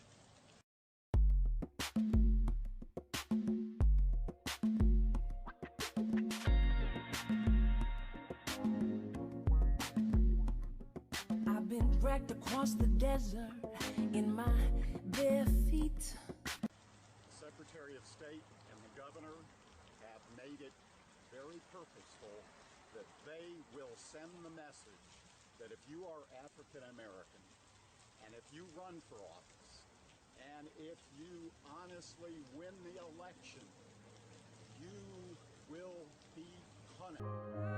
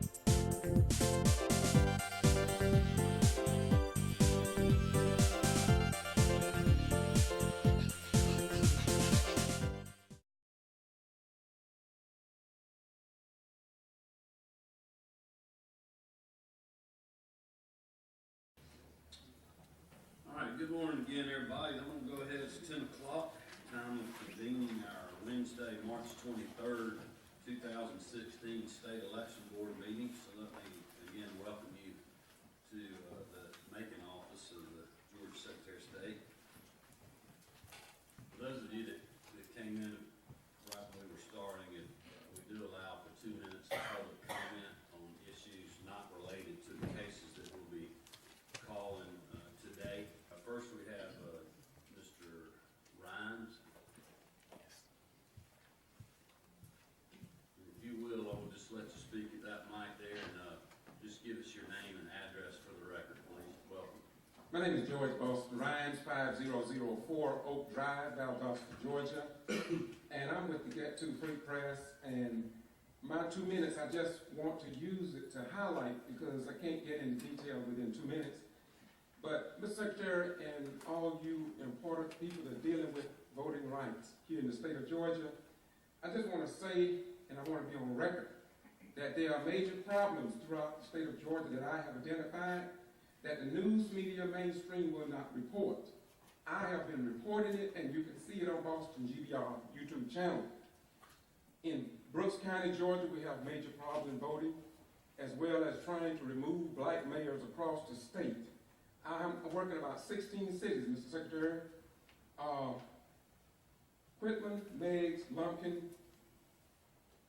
Warrington, Gordon, Davisboro, Homerville. In Homerville, we have a sitting elected city council person who has 2 home state exemptions.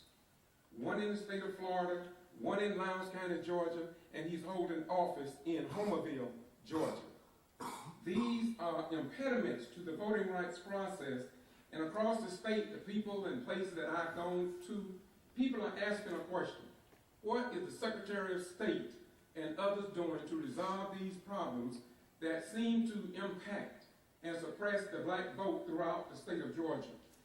Also, Camilla, Georgia. I may not be able to call them all, but there's approximately 16 cities. And I believe that myself, a retired military veteran, I had no idea that this would be going on in 2016 to suppress, give the appearance of suppressing and controlling the black votes. And then after they get elected, the black mayors are seen to be under attack throughout the state. Now, I can prove this through videos. I go to all these cities at meetings. It's been documented, well documented. And so I'm going to take my seat. I think my 2 minutes should be up. And I always like to abide by the law because I'm a law-abiding citizen. Thank you, my beautiful Secretary. And to all of you who represent voting process in the state of Georgia, the United States of America, we have veterans here, and I do believe that they should have a right to vote without the impediments and suppression. Thank you so much for this space, my beautiful brothers and sisters. Thank you for being here this morning. I think we should thank Mr. Ryan for his service to the American. Absolutely. We appreciate your service as well. All right, next we have Mr. Roscoe Allen, Jr.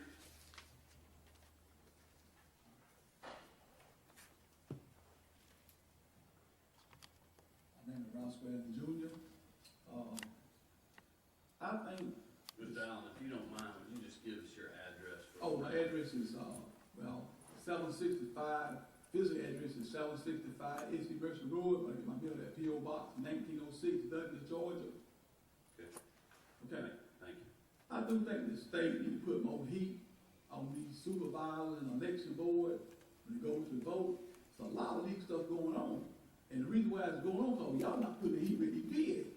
See, like every year, when it comes to election, the same thing happens. These different cities, y'all don't do nothing about it. It's time to get and do something. If they don't do nothing, it's a big problem. In the state of Georgia, especially around town, like where I live at, in areas, it is a big problem. So y'all need to put the heat where it be at. You won't have all this problem, believe me. Ain't about no friend or whoever in charge. It's about doing what they're supposed to do. It's legal, they're doing it legal. It needs to be done right. It's a big problem in the state of Georgia. Believe me, down in my area, it's a serious problem. Every time election come up, it's always legal stuff going on with the election board. Supervisor, all of them. And that's a fight. Because I subpoenaed people in elections that live in 20 miles out of the town. That's right, I did, myself. 15 miles out of the town, don't even live in the city there. You know, it's a big problem, I'm telling you now. Y'all need to put the heat with me, I don't care who it is.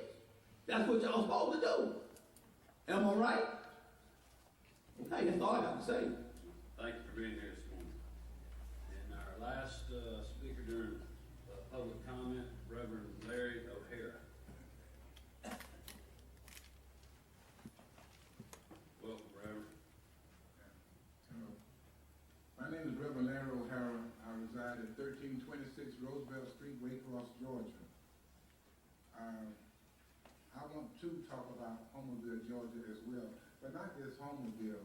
I want to talk about all the little towns where the big problems are.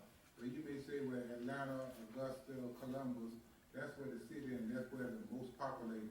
But where the most populated is not where the problem is. The problem is little towns like Waycross, Homerville, Douglas, towns like that. The reason I'm talking about Homerville so much because I called the Secretary of State office several times myself. I've been calling for the last 10 years for voting fraud. Places like Willie Coochie and Homerville. Homerville is so bad there that we caught this gentleman who resides in Florida, also resides in Georgia, but holding an office in a town that he don't have a domicile in. I called the Secretary of State office 3 months when we found out what he was doing and nothing was done about it.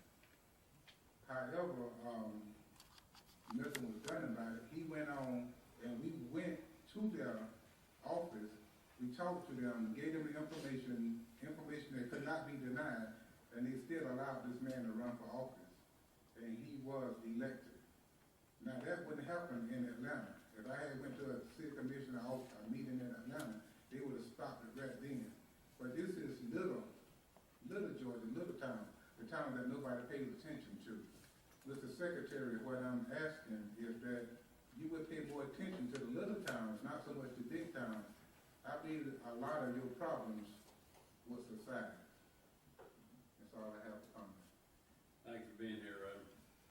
Okay, anyone else? That was all the cards I had. Let me just address just a couple of things just for those of you that don't know maybe some of the processes. First of all, if there's any voter suppression or anything like that going on, I hope that anybody in this room or anyone else that even knows about this discussion would contact our office immediately. I can assure you that we'll open an investigation wherever that may be, big town or small town, as we have done in the past. This is KVCI. Now we want to hear from Mr. Hall. Hello, my name is Gary Hall, and I'm talking about the mayor election that ran in the city of Willacoochee November the 8th.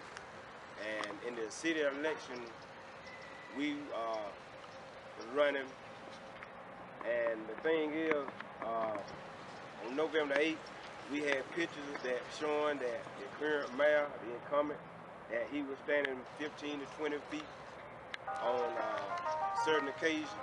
Also, we also had people riding around in the vehicle saying campaigning for Lace in his state car. And also, we have people that seen other Lace butts give this certain person money. And that is not right. I feel like power and money ran the election. What has been done, or what complaints have been filed with the Secretary of State's office, and what did he do about it? I'll let you address that, brother. There have been several complaints addressed and filed to the office of Brian Kent, Secretary of State, and there has been no answer given to any question concerning the actions of the election board or any person of that nature. I have found that there's a disparity in the way he answers questions. He answers questions concerning a singular particular individual that files complaints to him after each and every election, and he promptly sends the investigation Archer to investigate the problem.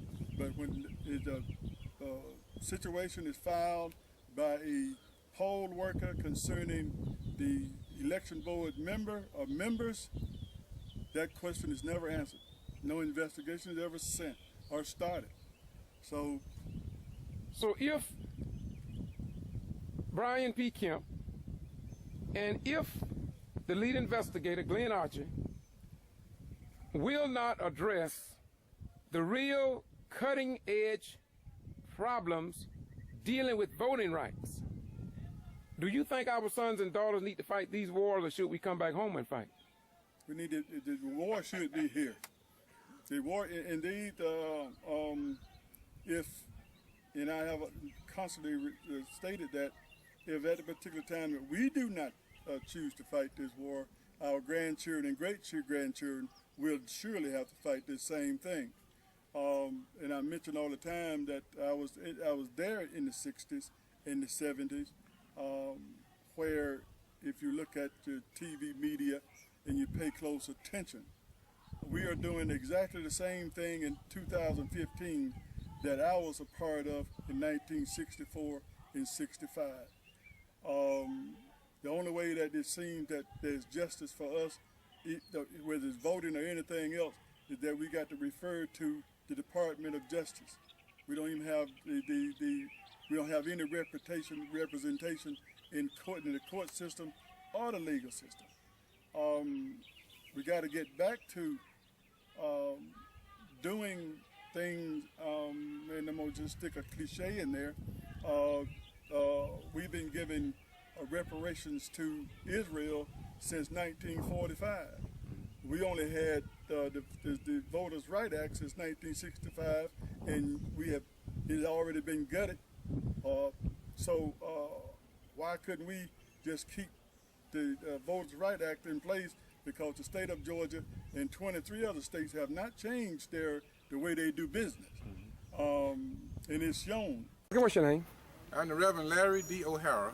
Okay, and what's your interest today? First of all, what was this meeting about today? This meeting is about what's going on, not just here, but it's going on all over Georgia, probably most of the United States, is when they try to get rid of black politicians for whatever reason, especially the ones that's doing their jobs.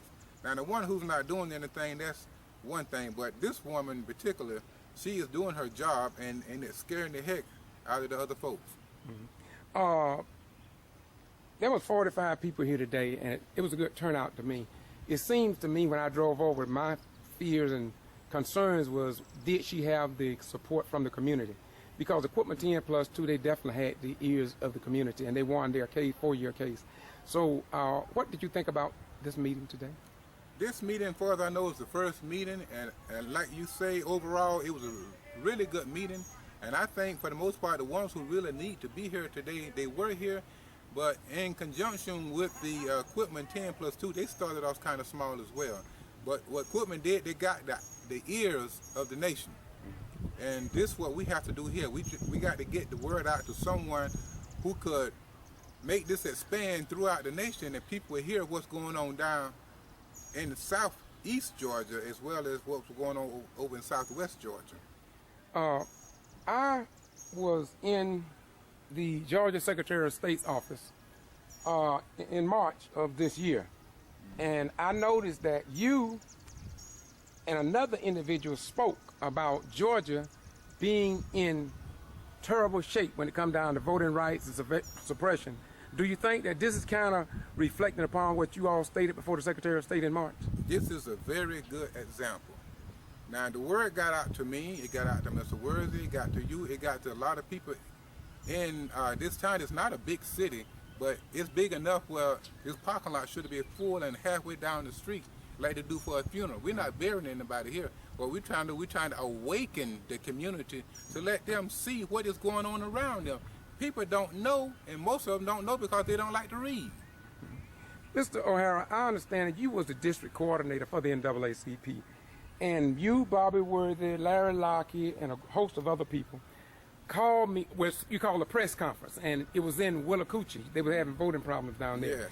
And what happened is that when you all called the press, they didn't show up. No. But I was there, and we have all this on YouTube, as this interview here will be on YouTube. Who can you rely on, or what's the best newspaper in this area and television that will cover the news in the black African American community? Now, you asked for this, I'm going to tell you. If you want to get the news out, the person to go to is bostongBR.com. Okay. You'll get the truth out. Now, there's a lot of news out there. It's my news, your news, and their news. But if you want to get the truth, go to bostongBR.com. Okay. That way you would see it. But other people, you can't rely on them. Well, I appreciate that shout out, but my point is that I really want you to say, who do you think is the fairest in this area along the TV lines? In Valdosta, they have this TV station is better than the other ones, but who would you say the best here in this area? If I had to count on anyone per se, it would probably be Albany, WALB. Okay. I called them for Willie Coochie. Yes, sir. They didn't come to that one, but they came to other ones. Okay. Okay, and that case did go before Mr. Kemp them, and they gonna do whatever they're going to do. But that's the only one that I know of. I called them probably 5, 6, 7 times, but they finally showed up. Yeah.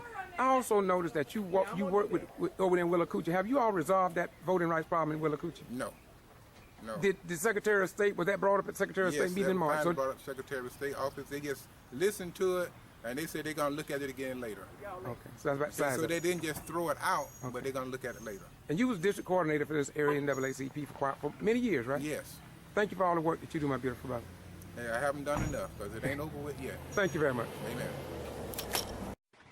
Once again, this is the Ghetto Free Press, and I'm still in Meigs. What's your name?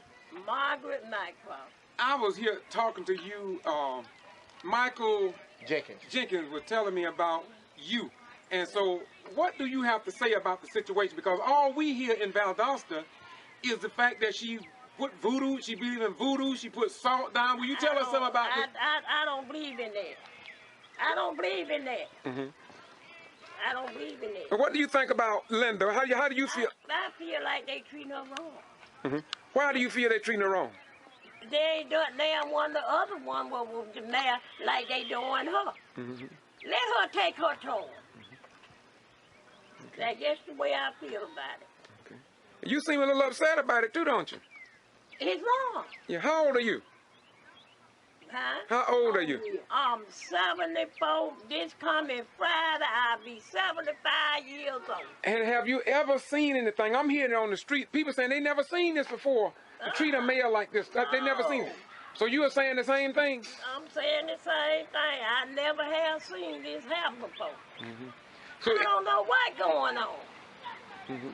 Well, I think how they doing it? Yeah. I just don't know. Mm-hmm.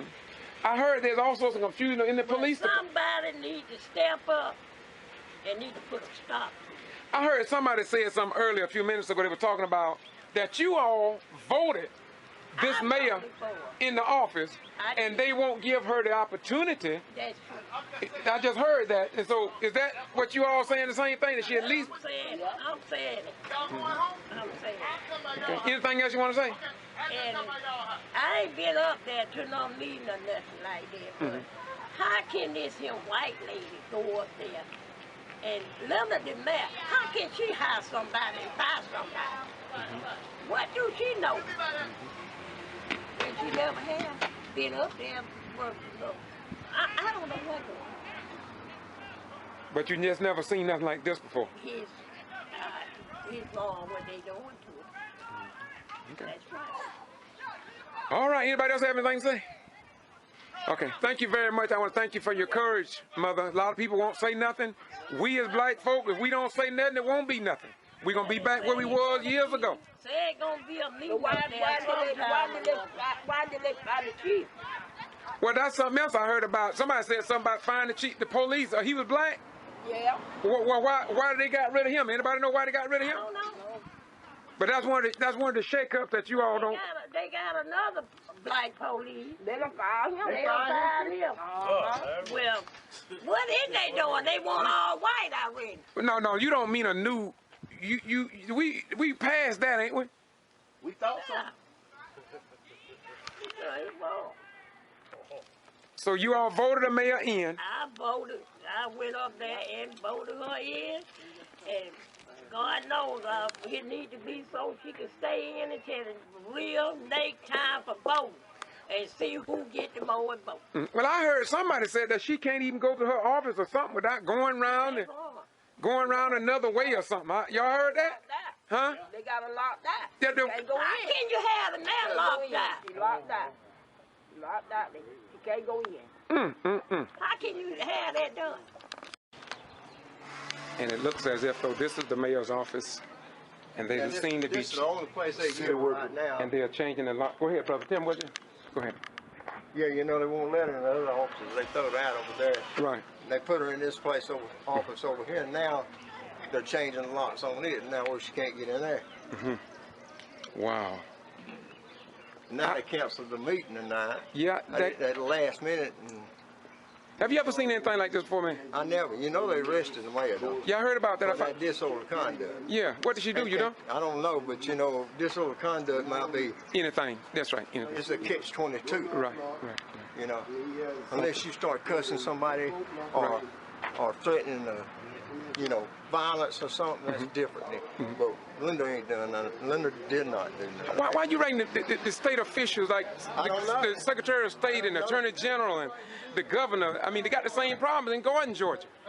I don't know why we can't get no help. I tell you, I never seen nothing like this before. Mr. Willie Charles, how you doing? Yeah, he doing his job. Don't take it personal, bro. We you know, we how understand. you doing, Mr. Willie Charles? Right, I'm doing my job. We know, we got you. I hope you find a better one because you're a better man than this. You're a good guy. And you need to do that. You need to show you're a good man.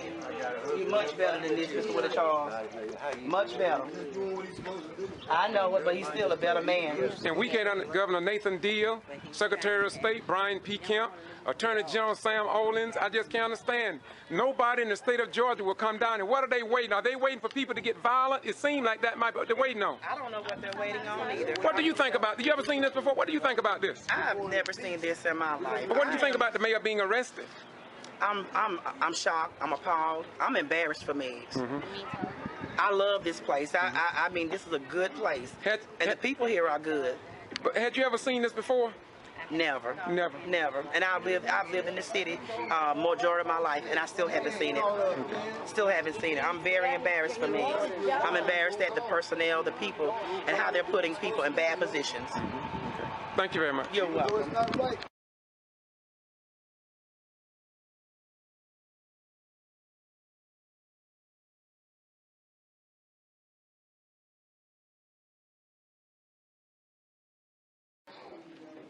Order.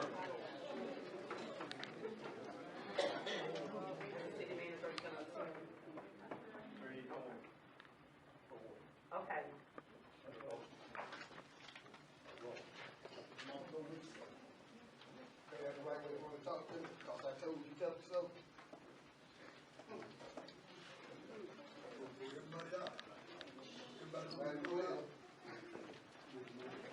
Oh, y'all might welcome. I be heard. I can be heard. Oh.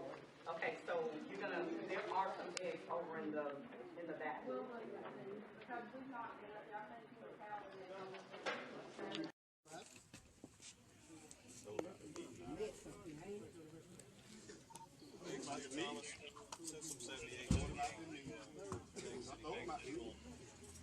He told him to walk out and walked out.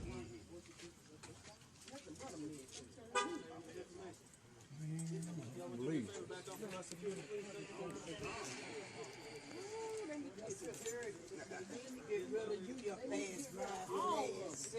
That's why she bring him in here. That's why she bring him in here.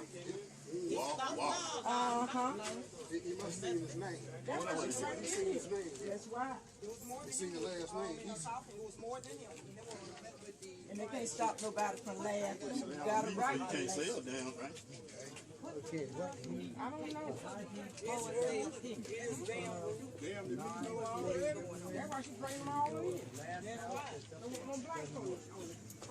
Them that don't want to do right, then you get them off there. They need to get rid of every damn thing from up here. All of them. The kids are supposed to be bringing stuff. They don't want to hear the truth. They need to get rid of it. get rid of that woman.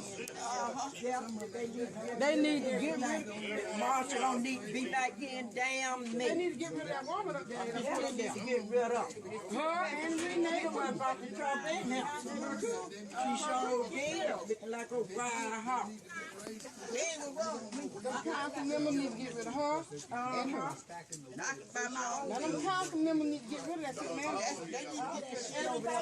Petition sign petition. They don't want to leave. Meg's ain't never been like this. So late is it? He ain't never been like that. Until we got these roads and trenches in here. I pay taxes. I can't never been like this here. I'm telling you, ain't never been like this here. I'm born and raised here. They ain't never been able to speak up for themselves. Every time they try to damn block. They need to just get rid of them. That's what they need to do. Make me make it. All I would need to get myself on the camera. You ain't nobody take the money like she did that over there in damn food. That's why she can't get a girl out my way the money at night. Kill, cool, you saw kill me, but then I don't pay my water bill, nothing like that.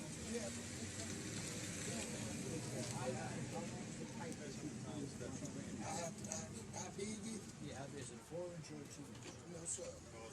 It was 6 inches. 6 inches? Okay, trustee. He said what's happening is the pressure on all the walls measured.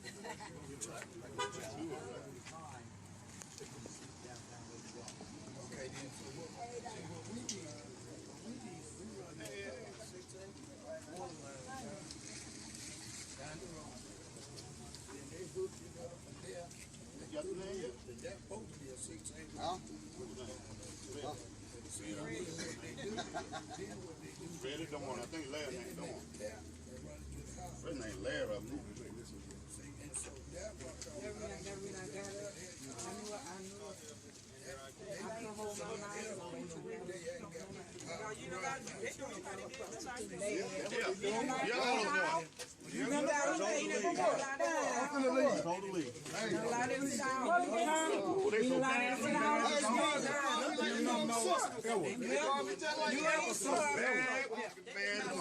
Oh, Lord.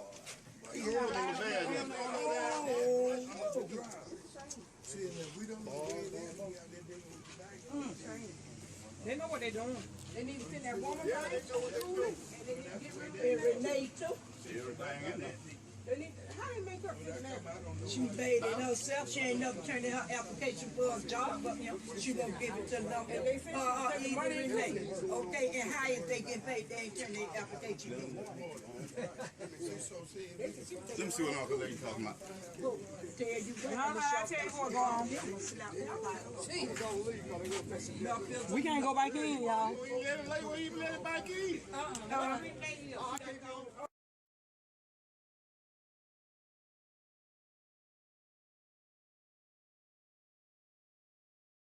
Greetings. This is the Ghetto Free Press. Today is February the 9th, 2016. I was called here in Thomas County, and I just got out of the courtroom, municipal, wherein the elected mayor of Meigs, Georgia, Linda Harris, was just put on a $10,000 bond for misusing a credit card that belongs to the city of Meigs, Georgia. Now, you all know that I have covered approximately 16 cities where black mayors in Georgia seems to be under attack. This is not a figment of my imagination. I only ask you to Google Boston G.B.R.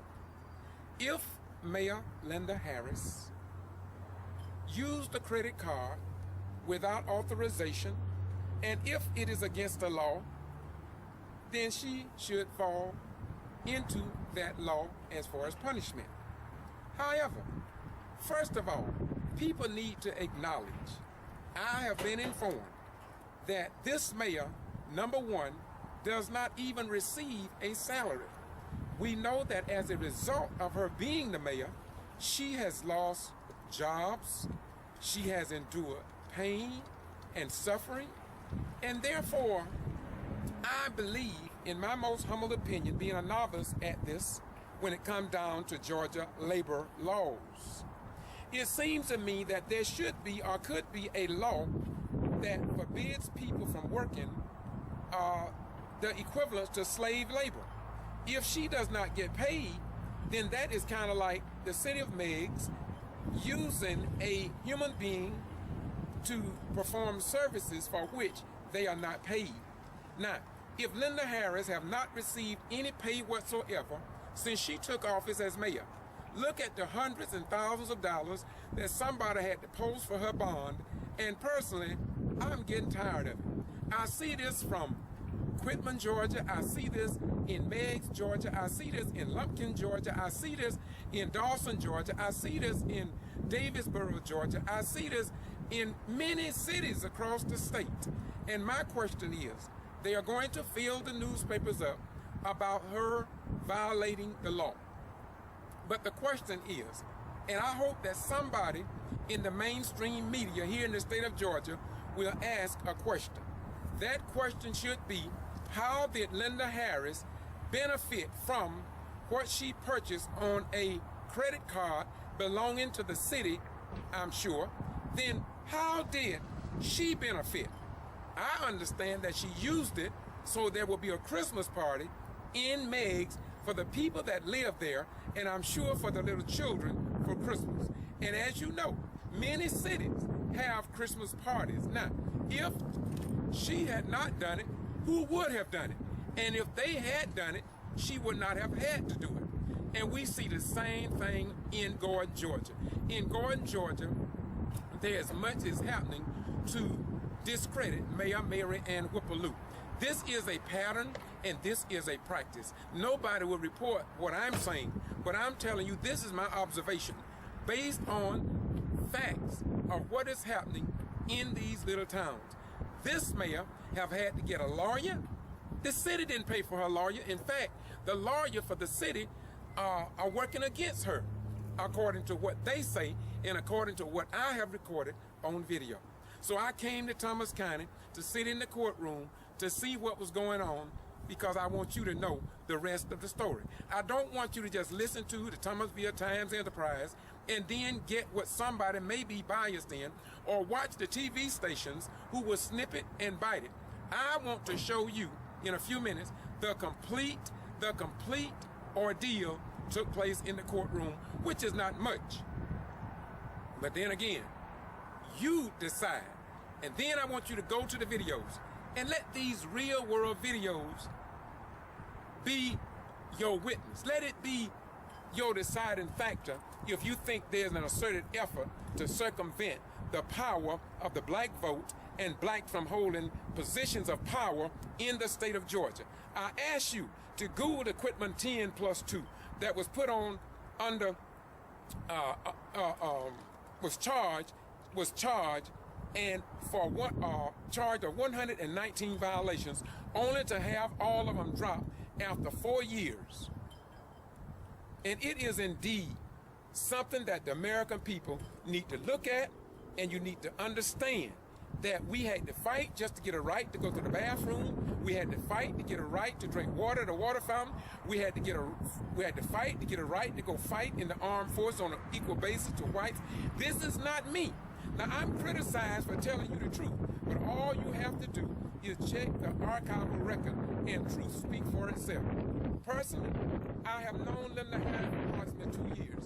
I don't see any criminal behavior in this individual, but I do believe that they want to keep the old power structure the same. Don't get me wrong. Now, when I say the power structure, I'm not just talking about just white folks.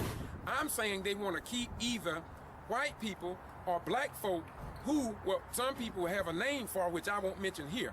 But I'm saying to you that in the end, I am 100% certain that in the end, truth, right, and justice will win in Meigs, Georgia.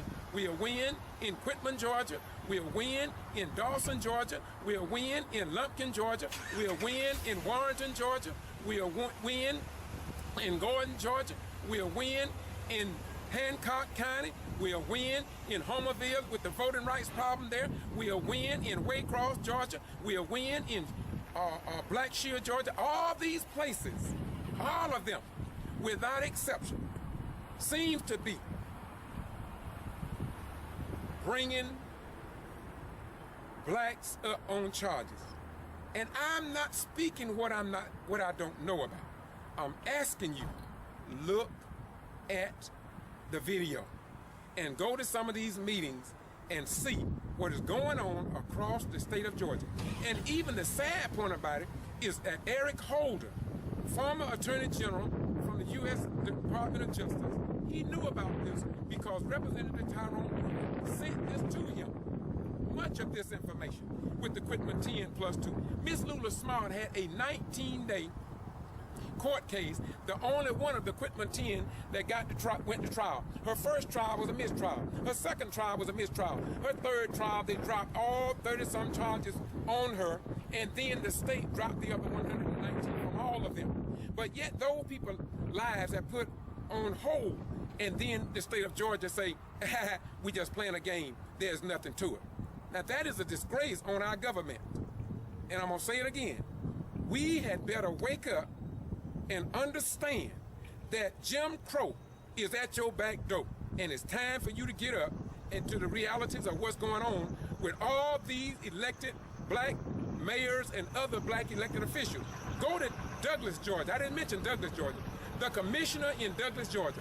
Look and see what the Douglas Enterprise, see what they did to her. And I guess the worst is yet to come. But in the end, truth, right, and justice will win beyond question. And if truth, justice, and right does not win, then God himself is a liar. This is the Ghetto Free Press. Bye-bye.